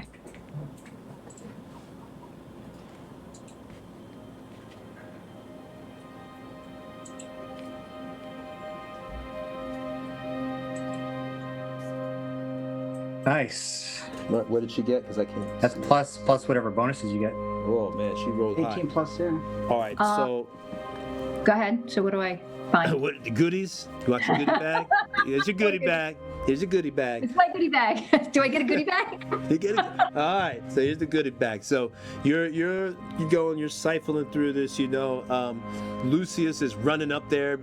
Quickly you can see him. So you're trying to get your stuff because he's gonna try to get some too. And y'all are a greedy evil party. He's like, hey, wait for me. And but you're quickly siphoning through, and you notice some of. I'm trying to think the best way to do this because I don't want to just name. Let's say that you find on your rifling quickly through there, you find. Roll me a D4. Roll a D4 for me. Sure. No bonus, just regular D4. All right, you find two alchemical components. I'm trying to think that obviously we'll work that out at the end of the show, but you'll find two. Remember, you have found two alchemical components pretty much that are going to be of your choice that you were looking for. Nothing too crazy. We're not going to have you find something that turns you into a dragon. She will quickly grab those two items and she will put them into her backpack and act like she doesn't even give a rat's about what else is on that table.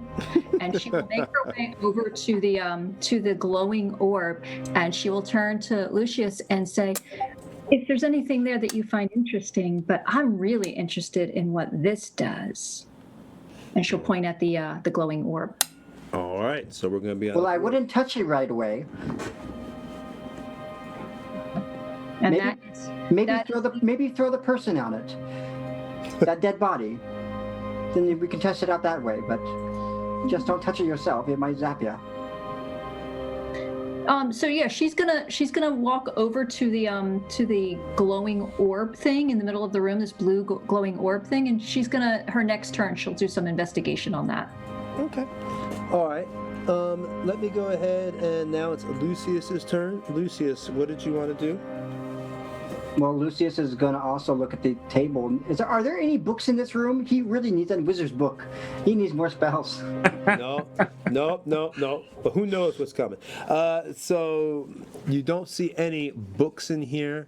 But you do see that there's still more things on the table. There's like bottles, you do notice that one bottle I had described that Helen first saw in the beginning. It was like a green, kind of greenish, yellowish, black liquid. It seems now that you're even closer, it seems very caustic. You can smell and see like scents coming, coming up from the top of the bottle itself. Could I use my alchemist tools to figure out what that is? Yes, you can. Go ahead and do that for me. Finally gonna use them. What was that? Oh, a 22. Nice. I wish we had. You know what? We're gonna have to add that a soundbite from unless we get copyrighted from The Sopranos, where it's just Paulie going, whenever somebody gets a 20. I feel like that's fair use. Every time That's time somebody subscribes, whoa! Hey!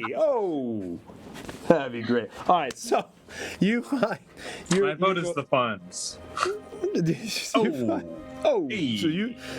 You're looking over this table, And you're able to tell from your alchemy that this potion, you're getting a very strong sense. You can't be absolutely sure because you've never seen anything like this before, but you get an extremely strong sense that this potion that you see right here is used in the process of turning someone into a night dwarf. And because of your skill in alchemy, you know that something like this could be very valuable. Yeah, I'm definitely going to. Valuable to the right I'm going to definitely put that in my bag as well. And did I see anything else on the table besides that one flask? Roll me the Arcana, like Helen did. Yep. Hit me with your best shot. Are you kidding me? I rolled a 1. No, unfortunately, it's still a 9. It's still a 9, but it looks like Helen had cleaned out the table. She got all the goodie bag. I kind of like give her the corner eye, like as she walks away from me. It's like the side eye. The side eye, yes, the side eye. Like she not see it, but like I'm like, I think I like her, but. Isn't that always how it is? That's usually how things end up, right? Yeah. And so like if there's nothing else on the table, then it's useful. That's useful. No, nothing that you could see. Basically, now at this point, it's just alchemical tools that you already have. Things like that. Some I just go and just swipe my hand and drop them on the floor and walk over to her. All right. It's like you can hear a couple bottles crashing as they hit the floor. I'm like, oops. As you see the bubbly, like it looks like there is some alcohol brewing, or not brewing, but alcohol they use in distilling of other things. That kind of falls to the floor and you can smell it. So it really stinks really bad even here, and worse. So now you've got dead flesh and everything else. This is not a pleasant room. So yeah, you could definitely get a sense that this room was most likely used due to the fact that this information you also now know because of that potion that you just determined what it was, that you get a sense that this room was most likely a room that was used to turn people into night dwarves. All right. Nice. So do I know much about night dwarfs? I do speak Undercommon, so I'm supposed I would. You did find out about them. Remember, it's been like almost a year now, so you may not remember. But y'all did find out that the night dwarfs were created by Colderan. It's due to the Dreamfever. The people will come down here, and he will try to turn them into servants after they have pretty much subsided, either come to them in the trance of the Dreamfever or died, wasted away from the Dreamfever. Either which way, he then has his other night dwarves collect them, and he brings them down here to turn them into a night dwarf. So I'm gonna like talk out loud, like I'm talking to myself, and I'm be like, so this is how he's doing it. and then I just kind of like swipe my hand, like that's, and just knock the stuff on the floor because it's no use for me now. Well, you got that potion. That potion could be very valuable. You don't know. That is. None of the other stuff matters though, and I don't want him using it again. Yeah, but what if you found out the potion was worth 100,000 gold pieces? It would matter. No, the potion's in my pocket. The rest of the stuff, but empty bottles and that all the bottles and bubbling shit. Gotcha. I'm joking with you anyway. All right, so now I burned my hand. 1 hit point damage. So now we go back, and it's we go back to the top, and it's space. What do you want to do? I think, did the fire do anything to these purple globs? Yes, it did. Well, he missed with his torch, but your firebolt did damage. Okay, so I will firebolt again, but just one of them. All right, so you're just gonna fire. Feel like at a carnival, like playing the games and everything, shooting at the slimes. Firebolt it up. Pew pew. Pew pew. That definitely hits. Nice. All right, another 4. All right, so you're firing. The firebolt hits, and you see kind of like a little bit of the slime burn up and dissipate and drip off into the ground and slide through the cracks as you take 4 more points of damage. I assume off the same one that you wanted to attack before. All All right. So now it is. Is there anything else you wanted to do, Tempest? No. All right. So just doing damage. All right. So now it is Cutter's turn. Cutter's anything you want to do? You're up here watching space. Firebolt these slimes. Tempest, you are a mighty slayer, but I will not stand still and watch. I'm going to jump down and rush forward with Olar and attack one of them. Really? Okay. Oh, yeah. Wow. You've got some balls, Cutter. Oh, yeah. So Cutter jumps down in there. Balls. Yeah, as he jumps down, I'm just gonna be like, Cutter, what the fuck? Cutter jumps down into the thing. Cutter, let's go ahead and roll me a. Make sure you don't go prone. Roll me an athletics. Okay. That is what you call all balls, no brains. Pass a 14, at least 14 or more, you're going prone. Okay, he is raging, so it's advantage. It's Okay. his last rage, by the way. 23. All right. So you do not go prone. You land, boom, ready to fight on the ground as these slimes are looking at you. And All I right. run forward. I guess they both took the same amount of damage, so just the one that's closest. And I Roll will. me initiative at this point then too, also because you jumped okay. down. So yeah, let's do initiative since you're Got actually it. engaging down there. Bring it on. 12.15. 24. Beyond. Oh, 24. I'm sorry, that was space. So 24. You've rolled pretty good. It's my. I have the alertness feat, which gives me a bunch of bonuses for initiative. Smart. And space, you just rolled that, got 12. So you're gonna go down there to space, or you're just hanging? Well, I guess you might as well roll initiative because now you're gonna be going after him. You actually have to be in order. You're not just standing up there and attacking anymore. Yuri, Yeah. Yeah, are you going I to do still have anything? the same initiative. Are you going to try to attack? Okay, you're gonna. I was going to try. You just rolled Unfortunately, I still have a 0. You rolled a 0 again? I still have a Again. 0. How is that I'm- possible? I'm looking at it right now. I can roll it again if you want. No, that's your roll. That's your Unfortunately, I can't control these because Roll20 doesn't like me today. Yep. As Cutter goes down, I'm like, "Hey, wait for me!" As I'm like following behind him. roll. All right, so let's see then. So the pudding goes up above here, above there. Where's the pudding too? Okay, that one's up there. All right.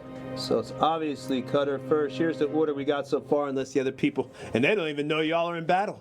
So Nope. there's no way. So it's Cutter, Girl in the world. Cutter, then the purple pudding, then Tempest, then purple pudding 2, then Yuri. And We're everybody gonna come else back is from that lab all dressed up in costumes and come back and see them like all bloodied and like, Yeah. oh, what are you up to? Yeah, that's if they come back at all. They jump down into the purple pudding pit. So. Purple No. pudding. Ah, The damn. They're gonna triple come in P. purple slime. Woo! We triple Tri-P. beat it. Yep. Okay. All right. So then I'm gonna say it's right now we're gonna take a break from the team that's just hanging out. Y'all are chilling out, looking at the orb, looking at the dead bodies, smelling stinky body parts. Jimmy's breaking out, eating some food.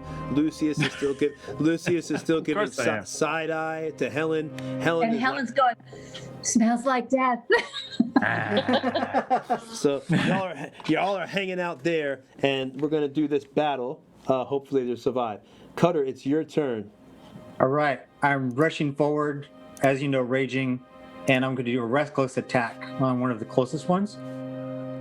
And by the way, oh, you already know. Okay, here we go. I'm rolling twice because it's advantage. Mhm. And yeah, that's it. Here we go. Oh, well, so, I screwed up. All right, so a 9, unfortunately, even with my reckless. Okay, that does not hit. Bummer. So no, you unfortunately did not hit. You go to take it and just come down with Olar, and bam, just hits into the wood as the purple pudding kind of like smooth, like slides out of the way. And what kind of weapon? That was Olar, right? Yep, the magic sword. All right. And now, and you did no damage on that. Okay, so now it is the purple pudding's turn. It goes up to Cutter, because you're the only one down there, and these things kind of almost like animals. It slinks towards you, and it goes to attack you. I really wish you hadn't dropped down here, Cutter, because I really, I don't think you understand what you jumped into in the pit. Like, most people don't jump into the death pit. Yeah, death pit there.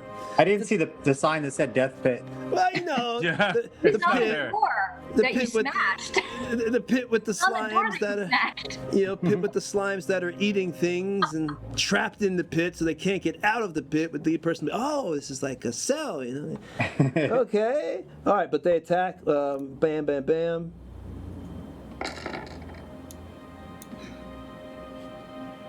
That'll hit.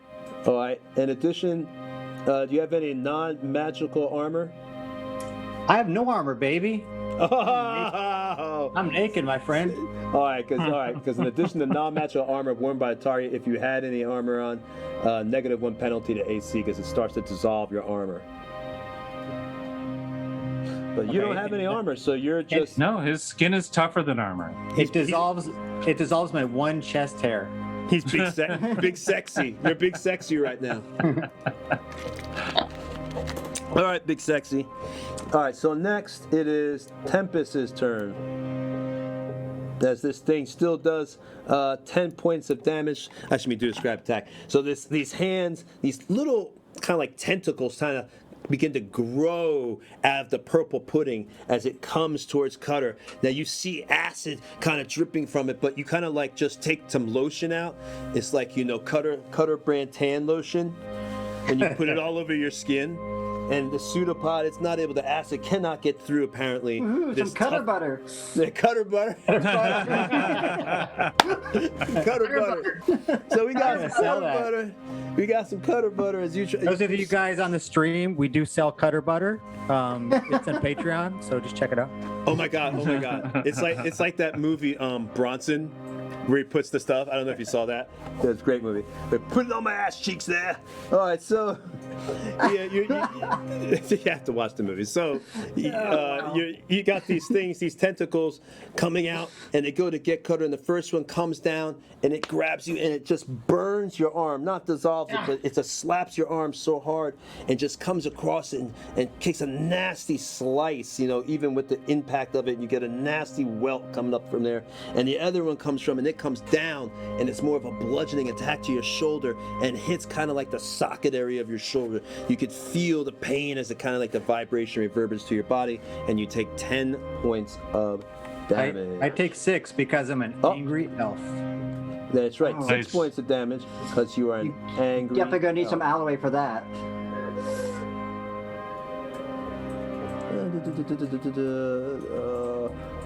Well, I also have to do this to you too.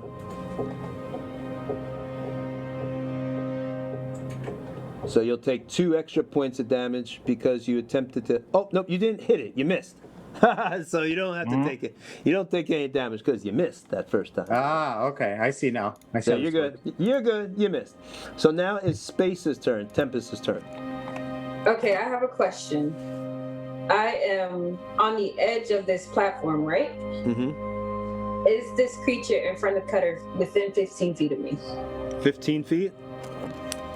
Yes. The one attacking Cutter, I would definitely say is. Okay, so if I lightning lure it up into the air towards me, if I attack, if I hit, and well, let's try it. I don't know. I'm gonna try to lightning lure it. Okay.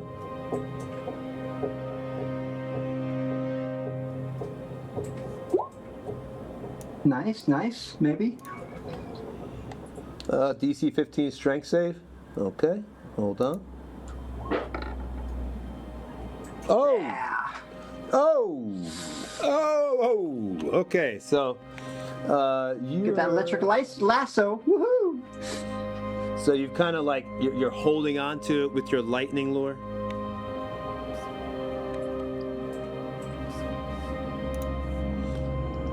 Your voice is cutting out there, right? For a second. Yeah. It takes 1d8 lightning damage if it's not within 5 feet of you though. Okay, so it takes. Okay. But it is pulled up 10 feet in a straight line towards you. So you're kind of like this lightning lore. You cast it. Tempest is up there. She's seeing the man that she is starting to fall in love with. Since I was told it's too soon.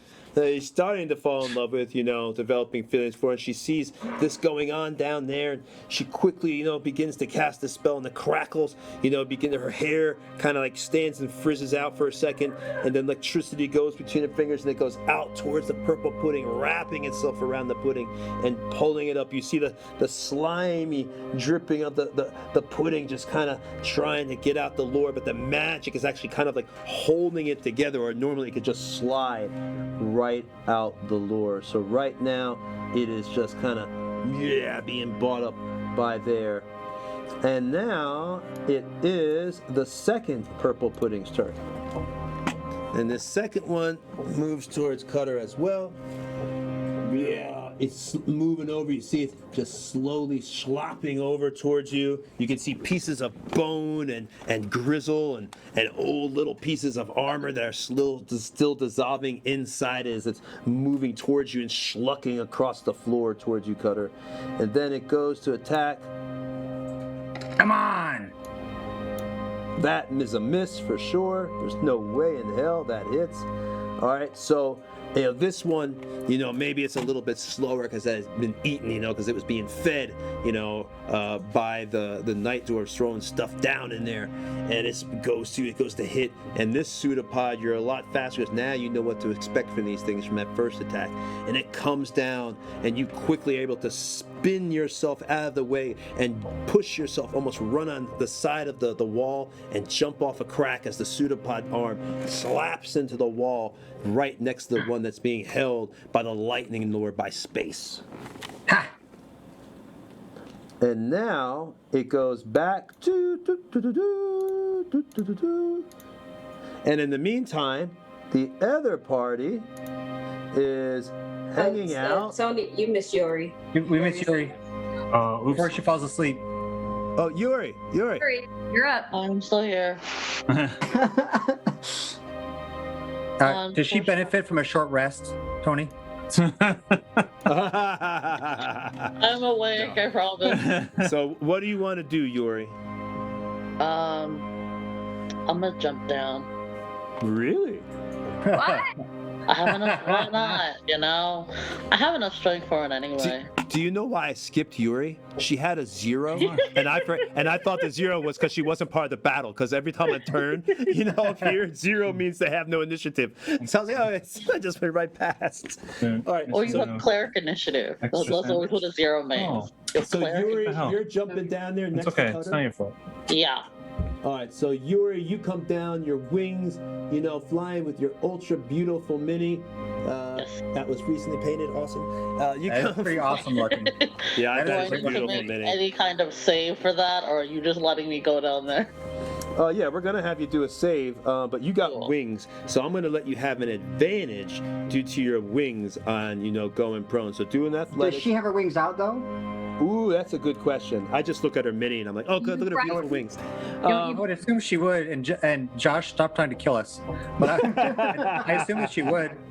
She would, but don't you get frightened? Don't you frighten creatures with those wings? Yeah, exactly. If she lets them out, she can get on that bonus. Okay. But go ahead and as you go down with your wings, and good point, Amy, bringing that up, or Amy. I gotta stop calling you by your freaking Helen. Helen. Ivy's fine. Ivy's fine. Good point, Helen, to do that. But yeah, you jump down there and roll me athletics. Yuri already did, so definitely you pass even without advantage. And you land right smack right next to Cutter. The wings, you do a superhero landing with the one fist into the ground, and you kind of get back up, and you're ready to go. You still have move. You still can attack at this time. Do you want to attack the one in front of you or do anything? I think they have to do a save as well. Oh, so I'm going to release my wings. Okay. So that's going to turn So- your eyes to black pools. Yes. Yeah, And exactly. they will now, according to what the necrotic shroud does, it's supposed to Instantly transform, and other creatures 10 feet of you that can see you must succeed on a charisma saving throw. DC is 8 plus your proficiency bonus plus your charisma modifier. technically it's a 13, I think. All right, so. Or they become frightened on your next turn. So they Yeah, don't, yeah. on the first turn, they won't get frightened, but on the next one, they will. Yeah. Okay, so you're trying to do that?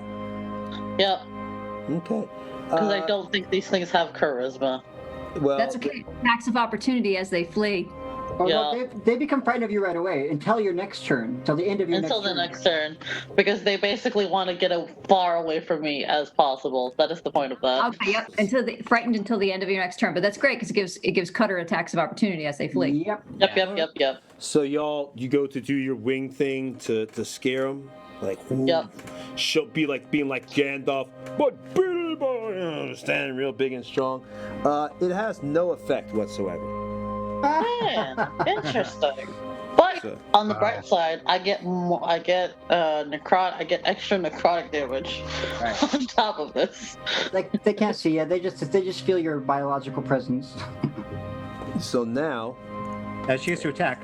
That was a bonus action. oh, That was the okay, bonus action. we'll go for it.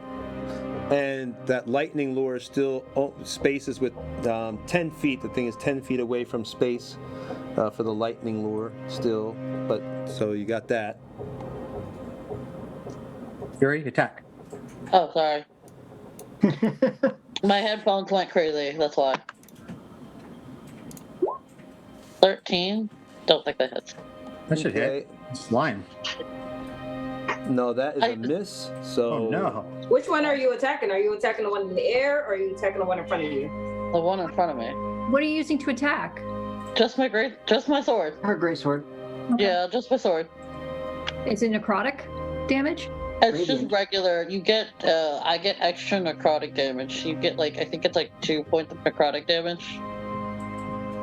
What is it? Hold on. I think it shows because of the divine sword. It gets radiant damage. I think that's what roll 20 is showing.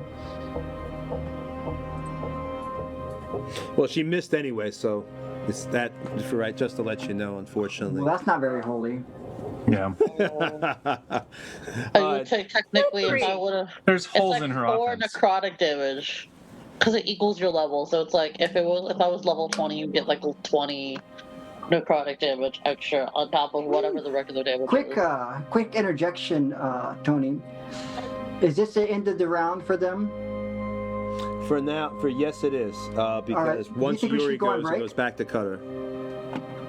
What'd you say, buddy? I think we should have. Don't we usually have a break about half an hour ago? I was just about to say, I was thinking about that too, because I looked at the time, it's 8:06. I was going to say, let's go ahead and do a break real quick and we'll come back because it's the perfect time to It's stop. right here. All right. So, we're about to get back into this stream, the battle Cutter's here. turn, right? Yep, it is Cutter's turn. We've got the other team is still hanging out, doing their thing with pipeweed, and now we've got Cutter is up here.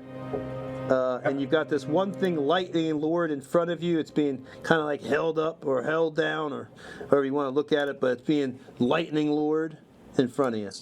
So he no longer can get attack of opportunity on me then, right? He's kind of dangling in the air.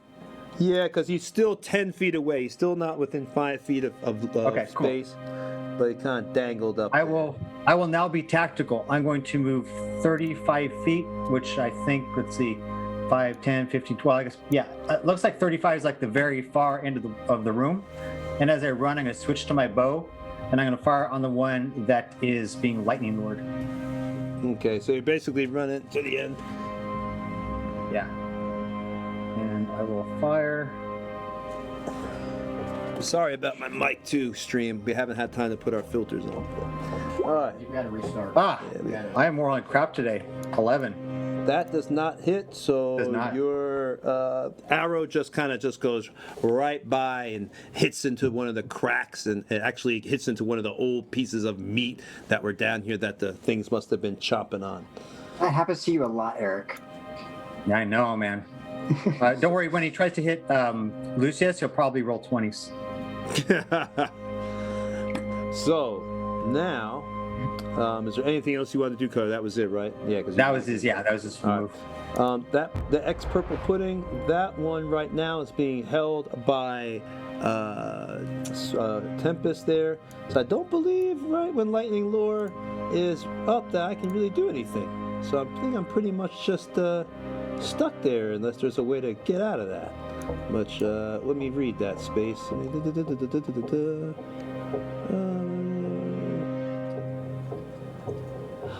I guess I'd get a strength saving throw on every turn to break it. So let me see, unless I'm reading that wrong. Be pulled up. Well, it doesn't say I get on every turn. So there must be a way though. So I'm gonna try another strength throw to see if I can get out. Probably will not. Just because it's a 15. Miss. Yeah, because 15 to get out. Miss. Ah! Did I get out? Yep. Okay, so it busts out the slime, kind of like busts out the lightning lure, and it does that, and it's now down on the ground. So it got its save, and it's right next to Yuri. So it's gonna try to take. This thing is not a genius. It doesn't care who's attacking. It just thinks food is in the pit. So it goes after Yuri now.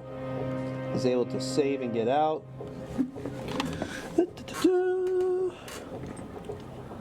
And the pseudopod probably misses because I've been missing all night, and I did again. So, all right. So it tries to come at Yuri after it breaks out of the lightning lure, and but maybe the lightning lure has slowed it down in such a way where it tries to come over the top to get Yuri and slash at the side with these two pseudopods. But Yuri spins, and this thing just goes pushing right by because it kind of like was kind of straight on her like a tentacle, and it just goes right there and actually hits the wall next to her as Yuri deflects and is able to get out of the way of that. All right, and now it is Tempest's turn.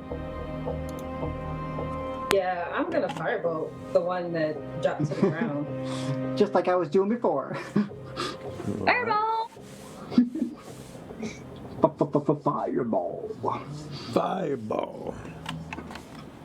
Yeah, I'm guessing a 10 doesn't hit. No, it does not. 10 does not. So this really reminds me of a disco ball right here, like a monster disco ball. You all dancing around. And now, so is there anything else you want to do, Tempest? Put some disco music on, JC, for the stream. Because the other party is just chilling out in the room. I'm about to ask them if they want to like walk out of the room. They may hear some battle. I mean, there's magic going off and screaming. Yeah, that's what I was about to say. Maybe we're getting high on necromancy, but we're like over 100. High on necromancy? Oh, Jesus Christ. Yeah, I would like to move 5 feet closer to the edge. All right. You want to do what? Move 5 feet closer to the edge. I want to be like on the edge of this platform. All right. Then you are right now on the edge. Right? You are on the edge.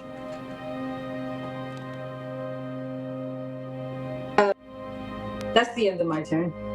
All right, so you just moved in. All right, now it's Purple Pudding 2's turn. It's going to try to attack Yuri because it's red on Yuri again. God bless you, JC. JC's sick. Poor JC is sick. But he's still here doing his job. That's a guy. All right, that one does hit. He's a star. Even with the shield, it still gets me. Damn it. And your shield and your armor is non-magical. Yes, so, it is. In addition, Uh-oh. It's non-magical. It is non-magical. Non-magical armor worn by the target. This is old. This is why you know this module came from 2nd edition. They don't do this anymore. Yeah. In addition, non-magical armor worn by the target is partly dissolved and takes a permanent and cumulative -1 penalty to the AC it offers. The armor is destroyed if the penalty reduces its AC to 10, which would basically be, so basically you lose 10 points and you're in trouble. Well, whatever you're at, or whatever you're at, whatever your AC's at. If you go down to 10, you're in trouble. So yeah, you've now lost. Adjust your AC permanently. I'm at 15. Yep, you're down by 1. So, all right. So remember that now. So and you also take 17 points of damage, 12 acid. So this is a vicious attack. As Yuri had just got out of the way of the other one, these things are hungry. This is their pit of food. They're not used to seeing, this much food on the plate. Their instinct. Not live food. Yeah, not live food. What fool, insane, foolish, crazed creature would ever jump down here? Oh, wait a minute. Wait. Oh, wait a minute. It's the same guy who walked into the room with the phase spider. Cutter's a legend. else. Cutter's a legend. Okay, if y'all watch this stream, this guy survives everything for some reason. All right, so I'm like batting my eyelashes at that too. the pseudopod comes over and it begins to wrap its tentacles. It hits you, and it grabs one of your wings, and you can feel, the veins in your wings. It's beginning to dissolve through your wings, and a little bit of blood trickles out and pours down the floor, and it gets your other arm, and you can feel it burning the flesh onto your arm. It says, it doesn't dissolve your arm or anything, but it's just like you can feel like the acid burn and smell your own flesh beginning to burn up into there. As your armor also begins to dissolve, you see little chunks of the metal hitting the ground, offering less protection. All right. These things are Yuri. annoying. Yeah, Yuri, what do you want to do? These things are annoying. Ah. So with that comment, she is going to hit Come on. the Take him out. thing. Get out the pit. Nope. What? Wait, where's your attack? Rope. Oh, you got an 8? It's an 8. That's not going to hit. Oh my god. Oh my god. Please, God, I do not want y'all to die in this freaking pit. Oh, rolls. Come on, man. Can I have inspiration? Inspiration. I can't just That's give you. I can't just give you inspiration because y'all jumped into the suicide pit. I'm just kidding. It's okay. Let's jump into the lion pit. All right. So during this time, the rest of the party, you begin to catch this whiff of acidy smell, and like flesh along going with the necromancy that y'all are getting high off. As Lucius says, y'all are in there smoking, whatever necromancy. We're like getting the essence, whatever. You're in there smoking. You're in there smoking the necromancy joints, man. So you're getting that good. You're getting that good goody, and you begin to hear in the distance. Everybody, roll me a perception check so I can say who hears it. For Christ's sake, somebody roll above a 12. You probably, if they do hear it, 9. they probably hear Tempest cursing. All right. Yeah, I've never smoked with an Asimar before. So, Jimmy, I have a 20. Yes. All right. Yeah. You definitely. So Jimmy is sitting back, still eating. He's still focused on eating and chilling out. But Lucius, from his side eye, and everything else, and Amy, Helen, they definitely, they begin to hear the voice of, even though Helen's not that familiar with Tempest, she can hear the curse, so it sounds like someone in the distance, but Lucius instantly recognizes it as Tempest since they've been together for a little while now, that something is going on. To hear screams and yells that sound like anger and frustration coming from the distance. I'm gonna just say, Cutter started another fight. Better go check it out. Yeah, I'll get up. I'm glad he knew exactly who started the fight. Yeah. We'll do a double move. Tony, we'll do a double move to head towards them. Okay, I'm not gonna make y'all do movement points right now. You'll do movement points once you get to the front of this hallway. That's where we're gonna hit your movement points, is right here at the front of this hallway. Y'all will be on movement points. I hope we can actually see that in the stream. I don't know if Jason almost can. Okay, so you can see the edge of us. Yeah, y'all are at the very front here. I'll put the laser pointer on if that helps. And I keep hitting the mic. I'm sorry. That's me. No, you're fine. You're fine. And that's the laser pointer. So you're right at the front. You come around there, and now you can really hear, Tempest is cursing. The smell of the rotted flesh and this caustic smell and kind of smoke is wafting out of the door. There is still a door there. I just took it out for the stream, but you can see it kind of like wafting through the bars of the door that were there, coming out into the hallway where you're at. Are we in the initiative order? I don't think we Yes. are we? Well, I was just about to. Yeah, let me see. Go ahead. I think we roll have to your get into the room, don't we? Roll your initiative now, because at this point. Okay, yeah, for the running. Gotcha. Yeah, because you're going to be at this point. You're Ooh, wow. entering the Okay. battle, like we do in Baldur's Gate. 4. Son, enter the battle. Jimmy got a 4. Jimmy, I guess you're just gonna stay behind and like chill out, that's right? it. I mean, at least he's still better than he still did better than Yuri. So. He's just sneaking. Zero. I think Jimmy's just gonna sneak around, like he's gonna sneak the whole way in. Yeah, that's right. I'll take my half movement. I'm checking for traps. You guys run ahead. I don't care. But Amy, is Again, that it's not a my is that a fault. I have 20? 0. Is that a 20 or a 21? Because I thought you had a bonus to your initiative, I do Helen. have a bonus to my initiative. It is a 1, unfortunately. So I'm a it's- 20. Okay, that's what I thought. I knew you I'm had at an something. 20. Jimmy, are you a dark dwarf? I am a Durgar. A Duergar. Okay, so it's the Yeah. same as a dark dwarf, yes? A night dwarf. No, it's not. Night dwarves are constructs. Oh, got it. Okay. Yeah. Yeah, no, these things are different than me. I thought it was the same. I'm Nope. glad I asked that. Yeah. I still can't believe Yuri got a 0 2 times in a row. That's just crazy. Mm-hmm. It's not my fault. It happens with initiative. Unfortunately, I just happen to have bad initiative. And as I said before, well, You're a 20 does slow not like starter. the paladin today. It's okay. You're just a slow could starter, just- man. I could just as well just ditch the roll 20 and roll the d20s right in front of your face in camera. That's But It's okay. All right. So what is our number? Do you need our numbers? We got you. Right now it's Cutter's turn. Got it. And then after Cutter, it's Helen. Of course. Okay, cool. So I think it's time to be a little tactical. So I'm going to move as far as I need to pick up that ring, and I'll put it on as either a bonus or a free action, I assume. All right, so it's going to be equipment. I would think equipment that use an object. Yeah, use an object or use. So yeah, that's an equipment. So that uses cast.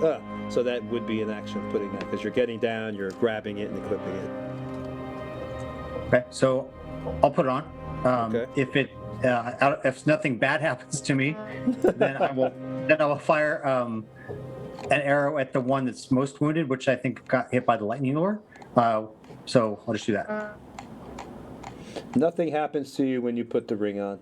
Okay, good. At the very least, we got something shiny out of this. Here we go. Please hit. 20. Oh, is that nat 20? It is a nat 20. Finally, Isn't that 20? 17 points of damage. That's a double damage, I think. Yeah, double damage. I think it rolled it twice. Oh, Yeah, it rolled it. Although, so I should be getting more damage because I'm because I'm still no longer raged. So D8 plus 3 was 11, and then another D8. I guess it does not give you a bonus in the crits, right? Another dice, so which is a 6. So that is my double damage. 17 is my double damage. Woo! Woo! All right.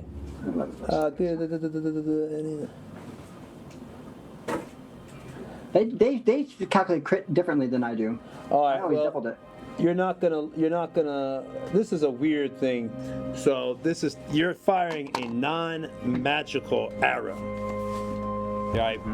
And from so I'll let you read this for yourself. And my determination of this is that your arrow would actually corrode. Ooh. What does that mean? Any non-magical weapon made of metal, leather, or wood that hits the pudding corrodes. You are Oh, so. but wait. After dealing the damage, though, the weapon takes a permanent. That would be like if you were. I'm trying to figure out how we should rule this on the arrow. This is interesting. And I would think it'd be like anything else. I mean, if we were keeping track of arrows, I have one less arrow. Well, we don't keep track of arrows, so I want to think of a fair way to do this that counts as the resistance, because it would still be. Whatever works for you, bro. Let's just I'm all do. good. It takes one less hit point from the arrow of damage, or something like that. That's unacceptable. Yes. That's unacceptable. No. All right. So, All right, so it takes one less hit point of damage. Because of the digestive juices, the arrow hits it goes into the purple pudding, and it's not able to pierce the pudding as well. And as it does, even a little bit it does, it kind of begins to burn up the arrow. So instead of 17 points of damage, oh no, you only do 16 points of damage. How horrible. All right, so we'll do that, minus 16.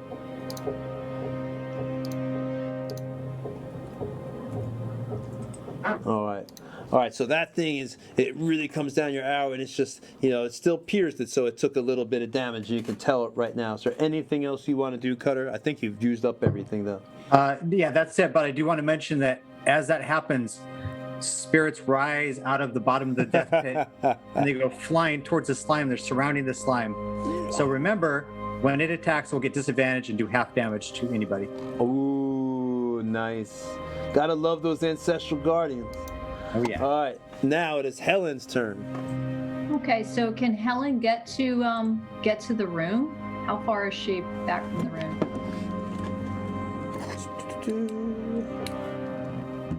1, 2, 3, 4, 5, 6, 7, 8, 9, 10. You could get into the pit from where you're at, if you wanted. If I want to get into the pit, she probably doesn't. Yeah, I wouldn't want to go in there.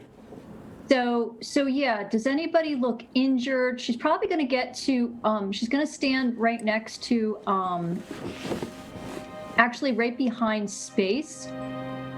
Okay.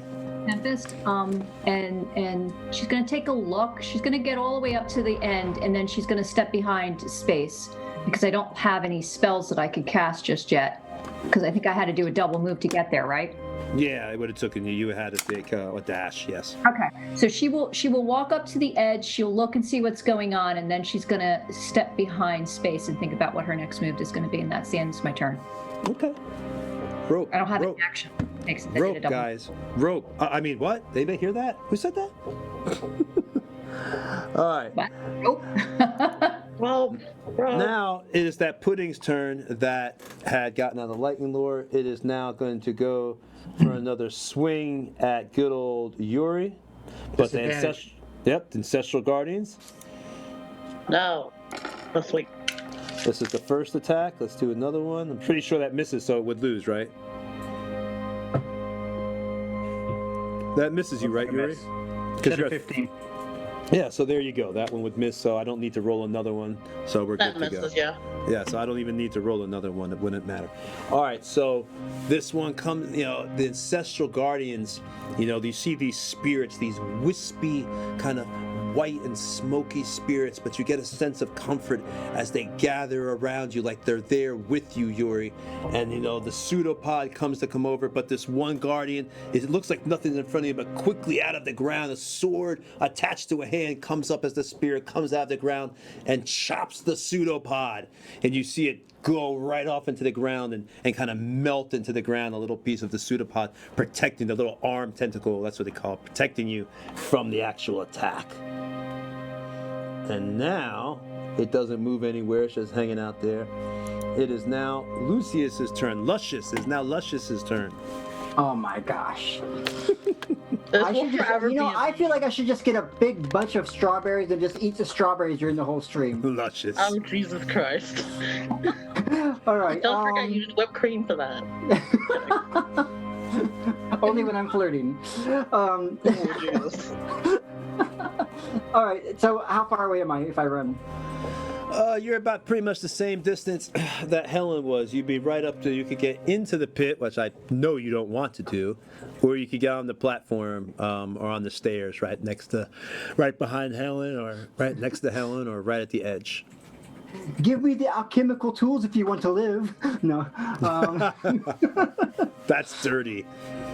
We are evil. All right. Yeah, let me go ahead and see what spell I have here. I think I'm going to, seeing that these are like slimy things, I'm definitely not going to do Toll the Dead. I am going to, let's go ahead and shoot some, what do we got here? How far, are they all together? Would they be able to hit, if I hit something with a 4-inch diameter sphere? Well, I guess 4-inch diameter, it's not like inches in the inches. I'm going to go ahead and roll this chromatic orb, and I'm going to do. But wait. You can't I'll get leave up. the- You'd have to dash to get up to that platform to see. Okay. I thought. Yeah. Okay, so we'd only be able to get up to observe what's happening. Yeah. If you could dash, you'd have to dash like Helen did. Got it. Okay, then that's what I'll do. Okay. Okay. Do you want to be right next to Helen? You want to be behind Helen on the stairs? Or... Do you want to be on the platform right at the edge? I definitely don't want to be on the edge. I'll be beside Helen, and I'll just be like, It's a shame. look what mess they It's get best, themselves yeah. into. It's best that he doesn't come over to the edge because I will push him. That's what the good party had happened to them. In this case, this is Sparta. Tempest. This is madness. All right. So now, The last time you badmouthed me. So now we've got you up there next to Helen, and now it is Tempest's turn. Yeah, firebolt. Firebolt. Listen, I only have cantrips left. If I had a chromatic orb, I would have did it. Hey man, slow but steady. That hit. Some people have to work their way up to that. 7 points of damage. All right, so you got the fire begins to come in there and inside your hand there, and you're forming it together. And as you do that, you once again push another firebolt. It hits it with a sizzle, and a little bit more of the slime kind of comes off as this thing seems to have gotten a little bit smaller. Is there anything else you wanted to do, Tempest?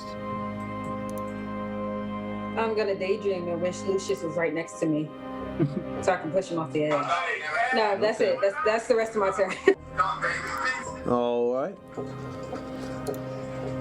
Next is the pudding. This pudding goes to attack once again, Miss Yuri, because Who's listening to that music? Yuri, yes, where's the music coming from? Appropriate music. I'm not sure. Somebody's listening to music? Will you get in trouble for playing that music, Fireball? I can't dance. All right. Thank you, Drew. So now, I turn it up. Don't worry.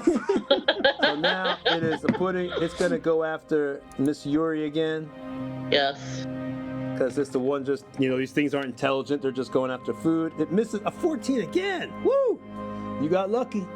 All right, so this thing, once again, even with no ancestral spirits, I think this time, I can't remember if I think they only do it once, right, Cutter?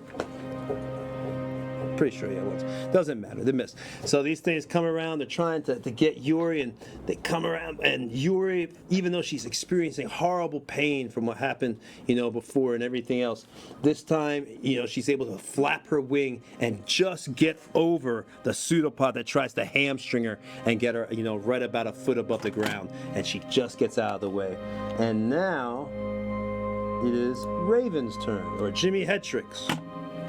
Right, I'm going to approach the edge there. I'm going to dash as my bonus action, and right up on the edge, and I'm going to shoot my short bow at whichever slime looks to be the most splattered. Okay, and because you obviously the rogue, that's why you're able to do a dash and still attack. Yeah, that's right. Let's go ahead and do your All attack. right. Short bow, and that is a 20. Woo! That hits. Oh, yeah. Right. That hits. I'm gonna roll me some damage. Which one are you attacking, by the way? The one that is most damaged. The one that is most splattered all over the place. What? Yes. Okay.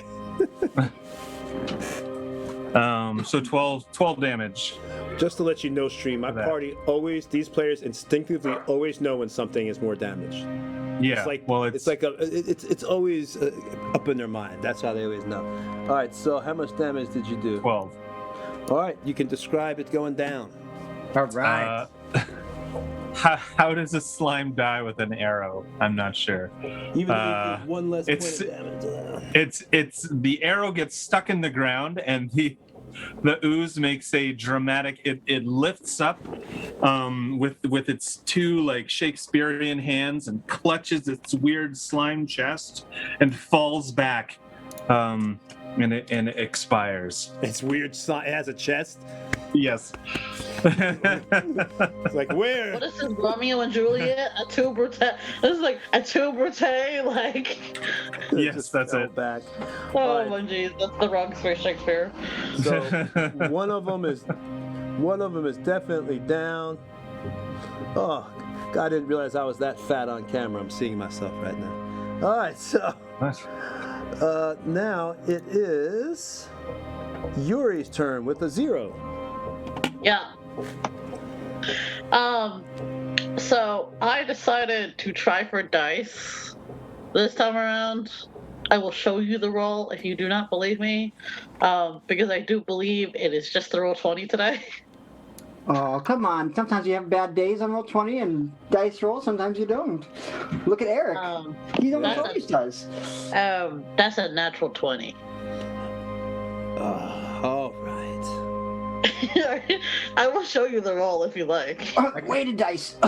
Well, wait. And they're plastic dice, actually. It would be better. It would I be just got better. a 20 also, Tony. I just got a 20 also. No, it would be better to roll it. If you can, Yuri, let's just roll and roll 20 because it's better up there because it's more exciting. We all get to see it anyway. No worries. We all get that instant cheer when we see the roll. I will roll it on the thing. See what we get. What are you using? Your greatsword? Great sword. It's a 7. I went whoosh. That's what you get. That's what I you went get. whoosh. Not a 20 that time. All right. Yep. I went whoosh. It's okay. It happens. All right. So you go to attack with your great sword, and it just goes right by. Probably because the pain of your arm that was burnt. You're still feeling the sting of the acid and everything else, like aliens. And you come down, and it just ding, and just hits the stone, and a chip of stone, and a spark goes off. You're trying to come down with such force, but you unfortunately miss it. And now it is Cutter's turn again. All right, cool. I'm gonna fire now at the other guy. Here we go. Fire it up. Although I'm hesitant because it's -1 damage, so maybe I'll just do nothing. Here's my attack. 14.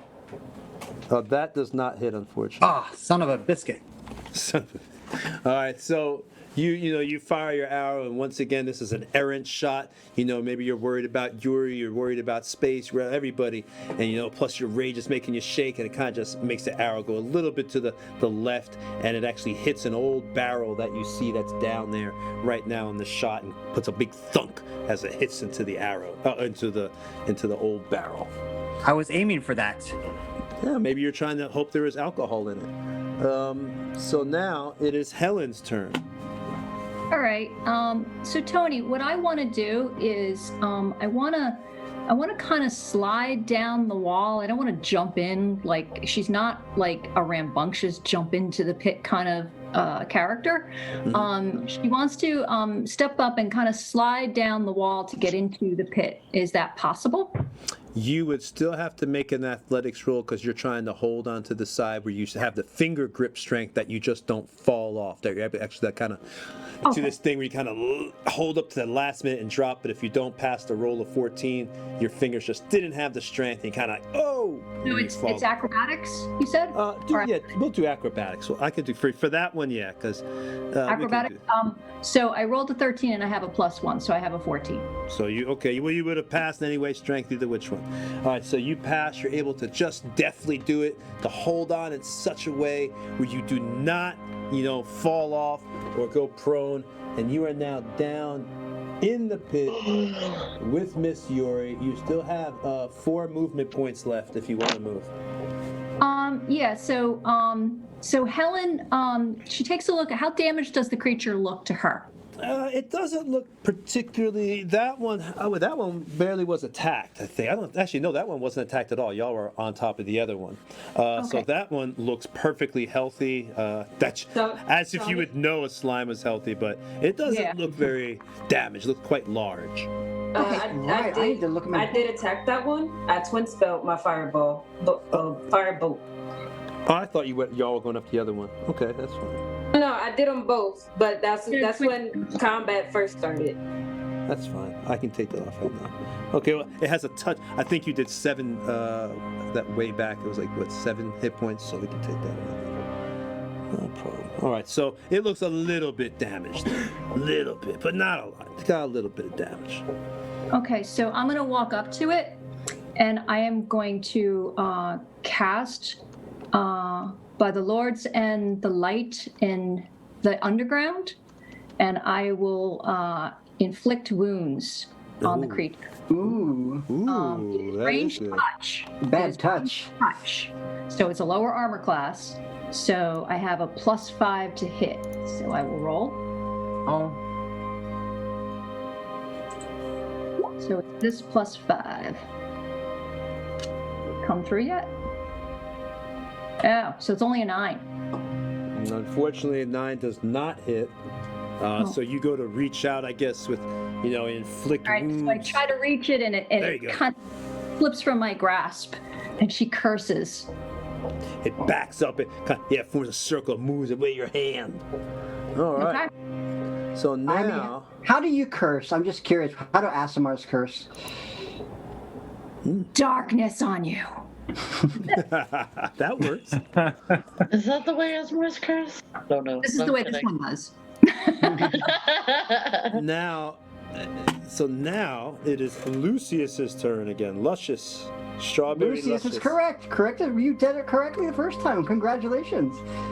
And as soon as it became my turn, the screen went blank. Oh, there it goes. Okay. There's only one left, right? How does it look? It's taking that little bit of damage from space. She reminded me of that. She firebolted and took like 7 hit points off. So it's got a little bit of chunk of slime that fell off and dripped down into the cracks of the floor pit. All right. I'm going to look at what's going on here, making sure this spell is in a area of effect. No, I probably don't want to do that one. Okay, I'm going to...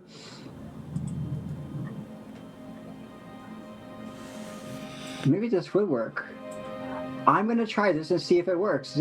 I'm going to try Toll the Dead. I'm just trying to see if it would affect if anything that's non-humanoid or not. Yeah, it's a creature. It doesn't. Yep, all right. That's what I was just reading, trying to figure out if my character would know that then. So yeah, I'm going to go ahead and cast this. Toll the Dead. Let's go ahead. Let's see. 16, does that hit? Yeah, that hits. That's like Richard's favorite spell right here. All right. So it should be a D12 because it's injured. So that doesn't make any save. sense. Oh, wisdom save. Okay, here we go. 12 or better. Oh, epic fail. I rolled in that one. This didn't roll correctly, I don't think. 1d8 necrotic damage or 1d12 injured. So I need to re-roll that 1d12. Yeah, so because it's injured. Oh wait, I think the D12's on the right. Yeah, it's 1d12 if it's injured, 1d10 I think if it is Oh, that's such bullshit. Okay. Wow. Yeah, so you got one hit point of damage. Part of my grammar. I apparently it's that So was one really hit point. unclimatic. Apparently, It shivers a little bit and brushes it off. Like Jello. all right, so we got one more coming off that. From your little bit of shiver of Toll the Dead. All right, so now, unless there's something else Mr. Luscious wants to do. I'm sorry. It is now Tempest's turn. Yeah, no, I did nothing else. No. Right. Hey, So Tony, I'm up next to the creature, by the way, for me to be able to have touched it. Yes, but you missed. You actually missed. But she's still up next to it, so she could touch it. I'm still in range of the creature. I didn't back away. I stayed up. Oh, Here. I know. I thought you were talking about something else. I'm sorry. No, That's fine. miniature. That's fine. I thought you were talking about something that could occur. I Nope. thought you, okay, but no, you're fine. That's fine. Yeah. So now it is Jimmy Headtrix's turn. Oh. Hey, Jimmy, you made it to the How back. far is the No, drop? I'm sorry. It was Lucius. It's the Purple Pudding's turn again. The next Oh, right, Purple okay. Pudding. All I was thinking. I was like, wait a minute, because Lucius went. I just did turn. Okay, so now this Purple Pudding.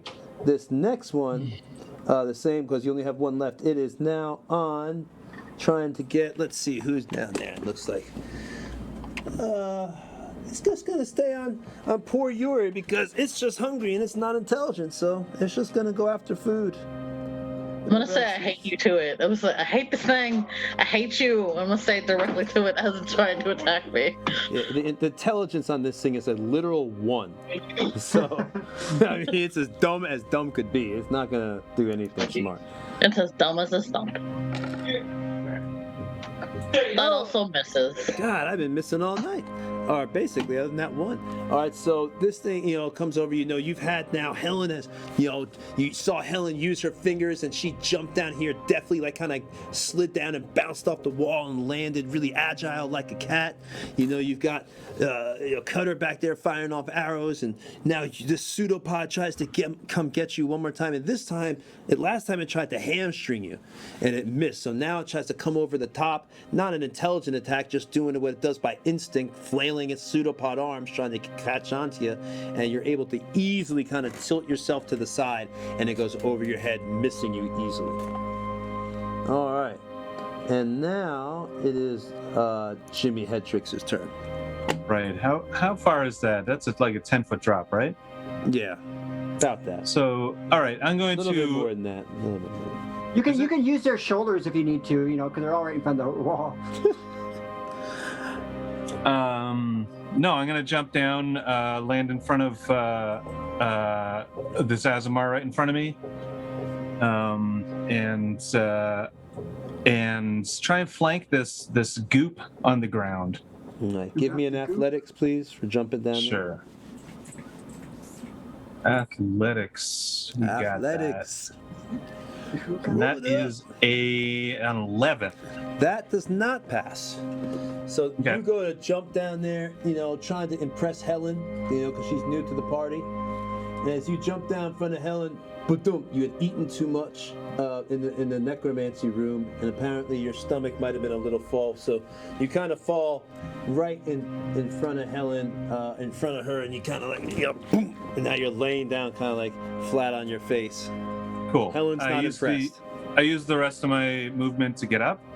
All right.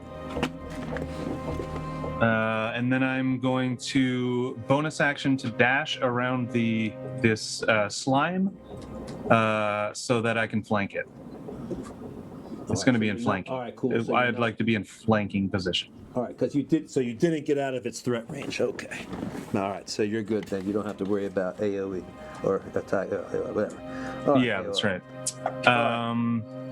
I think that's All right, about it for you. and then I'm going to hit it with my dagger actions. There we are. Which should be a with advantage, right? But wait a minute, how many actions? Because you jumped into the pit, then you used one action to get up, then bonus action to The dash. jump was part of my That's right. movement. That's right. So okay, you're fine. Go for it. Okay. So that should be with advantage because I'm flanking. Yeah, that's true. So many And moves. so I got a 12 and a That does not hit. 11. God damn it. Okay, never mind. That sucks sometimes. I know. Yeah. Look at my rules, man. Same way. All right, so Jimmy, All right, you go that's to it. kind of like, you go to do Mr. McStabby, into the thing, but unfortunately, McStabby misses, and you're not. You realize no one's really hit these slimes with any like melee damage. It's been like arrows and stuff and magic. No one yet. All right, so that's what Jimmy's move is. He's hanging out there, and now it is Yuri's turn with her 0. Yay. Okay, so Yuri, I'm gonna do it. Time to try- smite. Smite. No. No. I'm sorry. That's the fail. I'm sorry, Tony. I think you skipped me. Oh, Did that dang. happen? I don't. I think I got skipped because if Jimmy rolled a 4, I'm before Jimmy, and I never got to go. That's true. Just before Yep. Jimmy. It's fine. People can kill it before me. It's all good. My rolls are terrible today. Did I skip her? Go away, Jay. Okay. Well, nobody's perfect. I apologize for my crappy DM. No, it's okay. I'm sorry. It's okay. I would have rather wait. I would have rather waited to go after Yuri anyway. But, It's no problem. Go ahead and I have a question. If I lightning lure this thing right in midair, and it's in midair, I mean that's provided that it fails my spell DC. Wouldn't people get an advantage because it can't move? If you have it in the air, but that one wasn't lightning lure. I thought the one that was killed and then it broke out of the lightning lure. That I do remember. It made it safe. Yes. Get out the Yes. I'm just asking for future reference. I would think so. That makes sense to me. If it's restrained in some way, because I don't see anything up here that says that it can't be. Let's see, frightened, prone. No, nothing up here that says it's immune to being restrained or anything like that. No, it does say, though, it's in a straight line towards you. So you're going to pull it towards you. Oh, that's fine. I mean, as long as you kill it before it touches me, I'm okay. Because just remember, the last one you had, it was kind of blocked, so it couldn't. When you tried to pull it, it was still 10 feet. This one is going to be coming towards you. I don't think, unless it gets caught by Yuri or something like that, trying to hold it back, the lure, because you're pulling it towards you. So just remember, it's going to be about 10 feet. Unless you want to pull it closer. I actually want to push it away, but I don't have any of my spells. So I mean, I have thunderclap, but then I would have to jump down, and I'm not doing that. Got those cantrips. Yeah, the cantrips is yeah. You know what? Thunderclap. Yeah, you know what I'm gonna do? Fire it up. Can't hurt with the Fire fire. it up. Fire it up. Pass it over here. Fire it up. No, you can't lose. I'm gonna create a breakdancer character class, and the thunderclap's gonna be his main dance move. Well, that'd be cool. What's great, if you do pull it towards you, there's attacks of opportunity for Jimmy. Oh man, I wish you would have said. I already did firebolt. Oh. I would have did that. I was thinking about it, but yeah, I don't want this thing near me. So, I mean, can I jump down with the rest of them? I know I just said I didn't want to, but can I jump down with the rest of them? I mean, you can do what you want. Yeah, do it. Jump down. Whoa. Can I do acrobatics instead of athletics? Yeah, I don't you see can go on why your we couldn't stomach. do that. Just go on your stomach and take your time. Like, Just put your shimmy feet down. over. You're gonna try to flip. You're gonna try to flip over. Then you're gonna do your acrobatic flip. Go ahead and roll up acrobatics for me. You did. What did Out you of get? 16. Oh, well, you make it. So you definitely, actually, it'd be better to put you right here. You definitely acrobatics yourself down right next to Yuri. You know, you're flipping all over. You do this crazy Karate Kid flip, and now you are down there in the suicide pit that I can't believe everybody has jumped into. That I really thought the whole wall. We don't leave anybody behind. You know, if one dies, I guess we all die. Yeah. You're like the Marines. Wow, I felt no so man left loved, you behind. know. Helen's not up for that. Helen's like, So, I just met you guys. I ain't dying for you. Yeah, Sorry. Group hug. Peace. See ya. Let me check your pockets first. All right. So for loose change. now we go back here. And, Yuri did. Yeah. But if you do we're continue back to Yuri. attack Tony, just continue to attack Yuri. That would be the best option. You already did attack Yuri, so Yuri goes though. These things have one intelligence, so they're going to attack whatever in front of their face. Go ahead, Yuri, and do your thing, whatever you're going to do. Oh, I think you missed anyway. That's right, you did roll. You got the 6. You're about to try again, though. I know. Yeah, it's fine, though. Nope. I'm not like that. It's okay. I don't blame you. So you got in the 6, and you just you kind of claimed down and clanged on the ground itself. And now we're back to the top, and it is Cutter's turn. So Cutter is going to put the bow down, and he's going to run at it. And as he does, he's going to pull out his maul and do another stone cold Steve Austin jump through the air and smash it. All right, so you're jumping through with the first melee attack. Let's see if it Oh hits. my It god! does not hit. Oh wait, so no, it was supposed to be reckless attack, which is why I was doing that. Okay, well, I didn't say it. That was why. That was the only reason I did that. But that's fine. It's I all missed. right, man. If you want to Move do on. reckless attack, it's in. I'm not gonna. No, you can't. Rule of cool. Rule of cool. Woo-hoo. Well, big difference then, because I rolled a 20 for my second one. All right, so 12 points of damage, and then whatever corrosive thing you want to do to my poor Maul. yeah, I'm not raging, Drew. I've used all my rages, all 3. Like I have problems. Need a long rest. We're definitely getting a rest after this. I'm always Alright. angry. First of all, because you did a melee attack, I have to roll 1d4 damage. Or do you want to just take a standard? I'll just roll the 1d4. It's fun to roll. Yeah, that's fine. Watch you roll a 1. Oh, they rolled a 2 anyway. All right, so you take 2 points of damage from there. Any I'm dead. non-magical meta. Now this is an actual weapon, so this will follow the rules for it.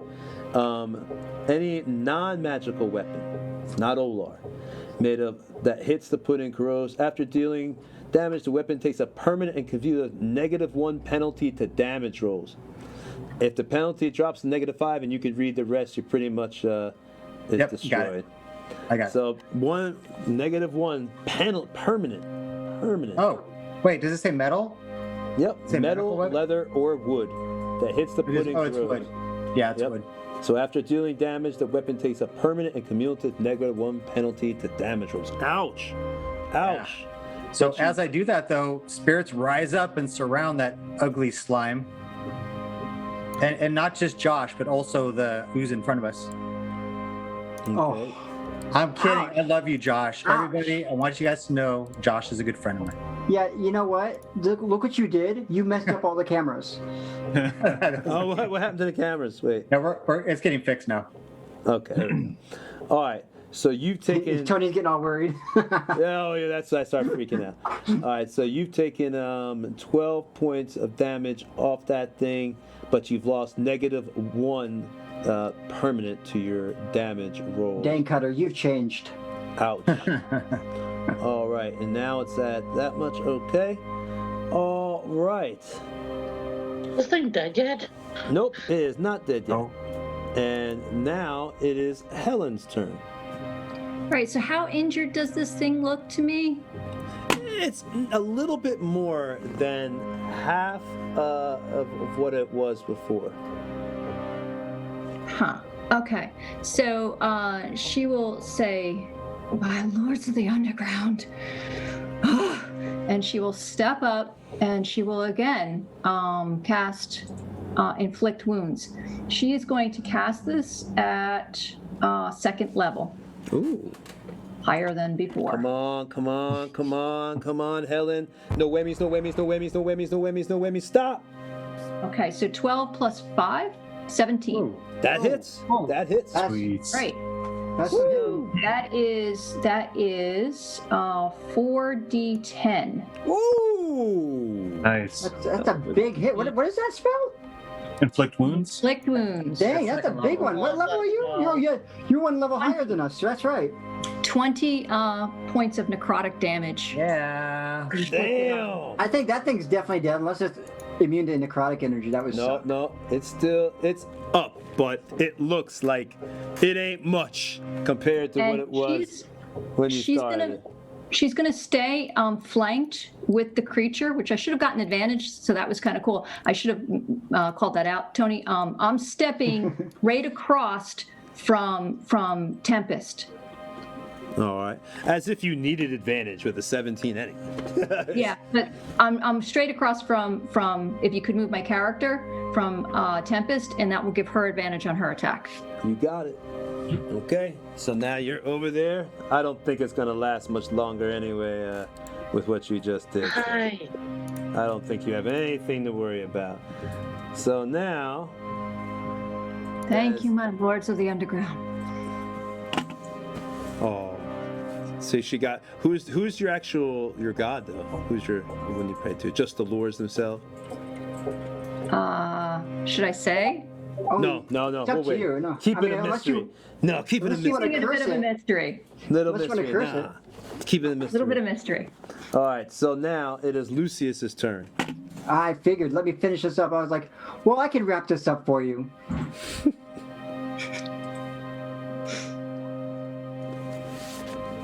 And that does. Let me jump screen here to. Oh, I think that definitely hits 24 That or definitely. 10 necrotic damage this time. All right, Booyah! it is down. Yay, it's dead. Hey, look, and before you do, I want y'all to see this. I can't believe nobody did this. I was expecting to get a hit with Olar. Look what would have happened if you had hit one of those things. Or if Space had pulled that thing a little bit closer to her. Yeah. Oh, spit damage? No, it would have become. It would have become two of them. It would have split. Oh, that would have been bad. Yeah, I Right. just say wibbly wobbly woo, and that's what made it go insane. So Cutter would like to walk up to the bubbling, massive, now non-threatening ooze, and he looks at Okay. everyone and says, "Jumping down into this death pit? Are you crazy?" Hey, Tony, Oh, well, you didn't shouldn't the do other that one have anyway. split? Wait a minute. When she did lightning damage before, wouldn't it have split? Only No, physical, because like it wasn't melee within damage. 5 feet. I had her not within 5 feet. That's why I was like, yeah, it's within 10 feet because not Cutter, but the person in front was blocking, so I had it within 10 feet. Oh, That's why Yuri. Okay. So yeah, I was like, if it gets within 5 feet, that's why I kept saying, do you want to put closer? Or I was like, Yeah, he was trying to trick me. Well, that doesn't say anything about how close you What was I are. doing? It's just lightning. What, me? Well, technically, it does pull the creature. Lightning lure will pull the creature automatically. That's the cool part of the spell. You can pull it. I don't think you can. I think it does automatically. All right, well let's keep it going. Then there's a whole nother one that comes up. No. We all surround this blob, like, look, yeah, we killed it, and suddenly another one comes out from underneath it. So I think we're- it's the perfect time because And suddenly everybody's looking at Tempest like, oh, why you do that? You know? yeah. Yo! So since it's Hold on a second. I want to consult the sarcastic six ball for what Helen would have said. Okay, yes, do it. Oh, let's see. Hold on. What does it say? Ask me again, never. Oh god. Yeah, of course. thanks for the follow. Is that power? I can't see too well here. We have a new follow. We're almost at nice. the end here. Yay! I would suggest that we all jump in the air and all high five each other and freeze frame for the end of this adventure. Oh, that sounds good. Maybe a high five. Oh! Freeze frame. We got to do it like an 80s movie. That was awesome, Tony. Thank you so much. That's what you gotta do. You gotta do the as you're leaving. What was it? What the Breakfast Club?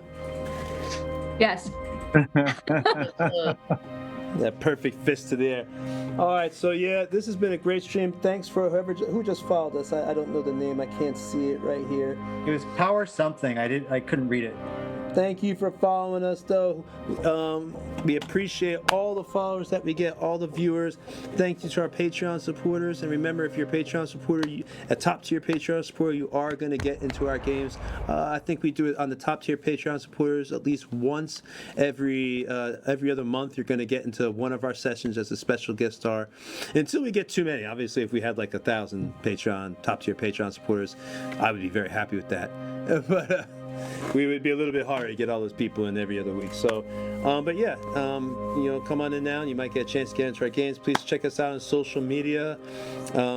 Please go to our Discord. You can chat with us there, chat with the cast, just hang out. We do all sorts of stuff there. And again, on social media, we got a lot of builds. We also have other games as well. Next week, there's going to be, next Saturday is the Good Team Chapter 2. That's Saturday at 7 p.m. Eastern Standard Time. This Sunday is Pandemonium, if I'm not mistaken, with DM Raven, who's right in here right now. Yeah, that's right.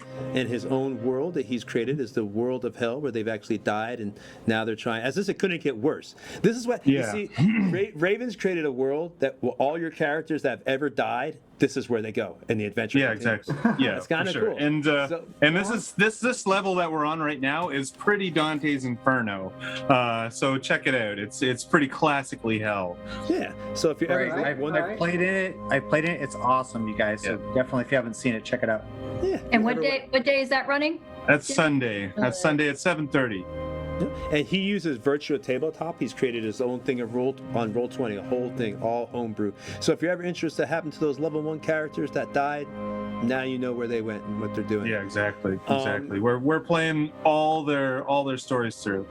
And now also we have on Mondays, we were doing Baldur's Gate 3. I think we're going to be, this week will probably be the last session of that. And then we're going to go ahead and get started on Dark Alliance co-op. I've already called Drist, because I'm a complete shill. And I just love Drist, and I've read most of all his books, so I really like him. And I also, It's because he's not old school. He's the new school. He likes these guys. I love me some Drist, man. His book, I've read. Yeah, of course. I actually won an autographed copy of the Dark Elf trilogy signed to me. Yes, I should show it on this stream. I think I have it over there actually. But yeah, so I won that signed over to me because I wrote a little short story back a few years ago and got that. So yeah, we'll be doing that, and then we also hope to be starting some more content, possibly maybe some kind of a talk show, gaming talk show, and maybe definitely a painting show. Not that's a definite. Now that we're not partner, but Reaper kind of sponsors us and everything like that. Reaper Miniatures. We want to go ahead and start a painting show, painting some of their miniatures as well. That would be really cool. Have a just a kind of like whole Bob Ross type vibe where you just sit down and listen to some music and everything. That'll be fun. Yeah, can't do it on Being Thursdays. happy little trees. Yeah, happy little minis. Happy little dread forest trees. We can't do it on Thursday because that's Mojo Hamster, and I wouldn't want to compete with his painting day or anything like that. Josh will be here in 1 sec. So, but yeah, that's basically, we got a lot going on. So thank you for your support, guys. You can see we've constantly grown. We got the new mic because of y'all. I will. Y'all enabled us to buy a Blue Yeti mic. Y'all enabled us to buy a Fog Monster. So every time you donate, whether it's cheers or subscriptions, your money isn't just being blown away on crap. It's being spent on things that go right back into the show, that are going to go right back to benefiting you when you watch. Is there anything that anyone else wants to plug, like something they do themselves, like their own channel or a video that they've made or anything? What do you guys think? I have one thing. So anybody here, this is super random, but it's a real thing. So I do a few different things, and one of them is I own a kickboxing gym. We have Zoom classes. If you guys want 2 free weeks of Zoom kickboxing classes for workout, let me know. All right. You can reach us through Nerdbauchery or Whisper Me or whatever works. Yeah, so if you 2 want- free weeks. Anybody. Learn how to be a real life monk. So there you go. Learn how to be a monk. Tony, for real. do you talk about some of your terrain that you have here too? You said about like different things, so maybe some of the different streams that are out there. Yeah, that's what we were thinking about. Raven was talking about. We're actually going to get into a conversation and figure out what Josh? we're going to do for. Josh and I have another game that we're already late for, so we should Okay. probably So yeah, bye. y'all can go. Thank you guys. I hope you had a great time. We're going to end the stream. Thank you. Bye bye. Join us. See y'all. See you Sunday for Pandemonium and Monday and Saturday. Bye, guys. Bye, guys. See you.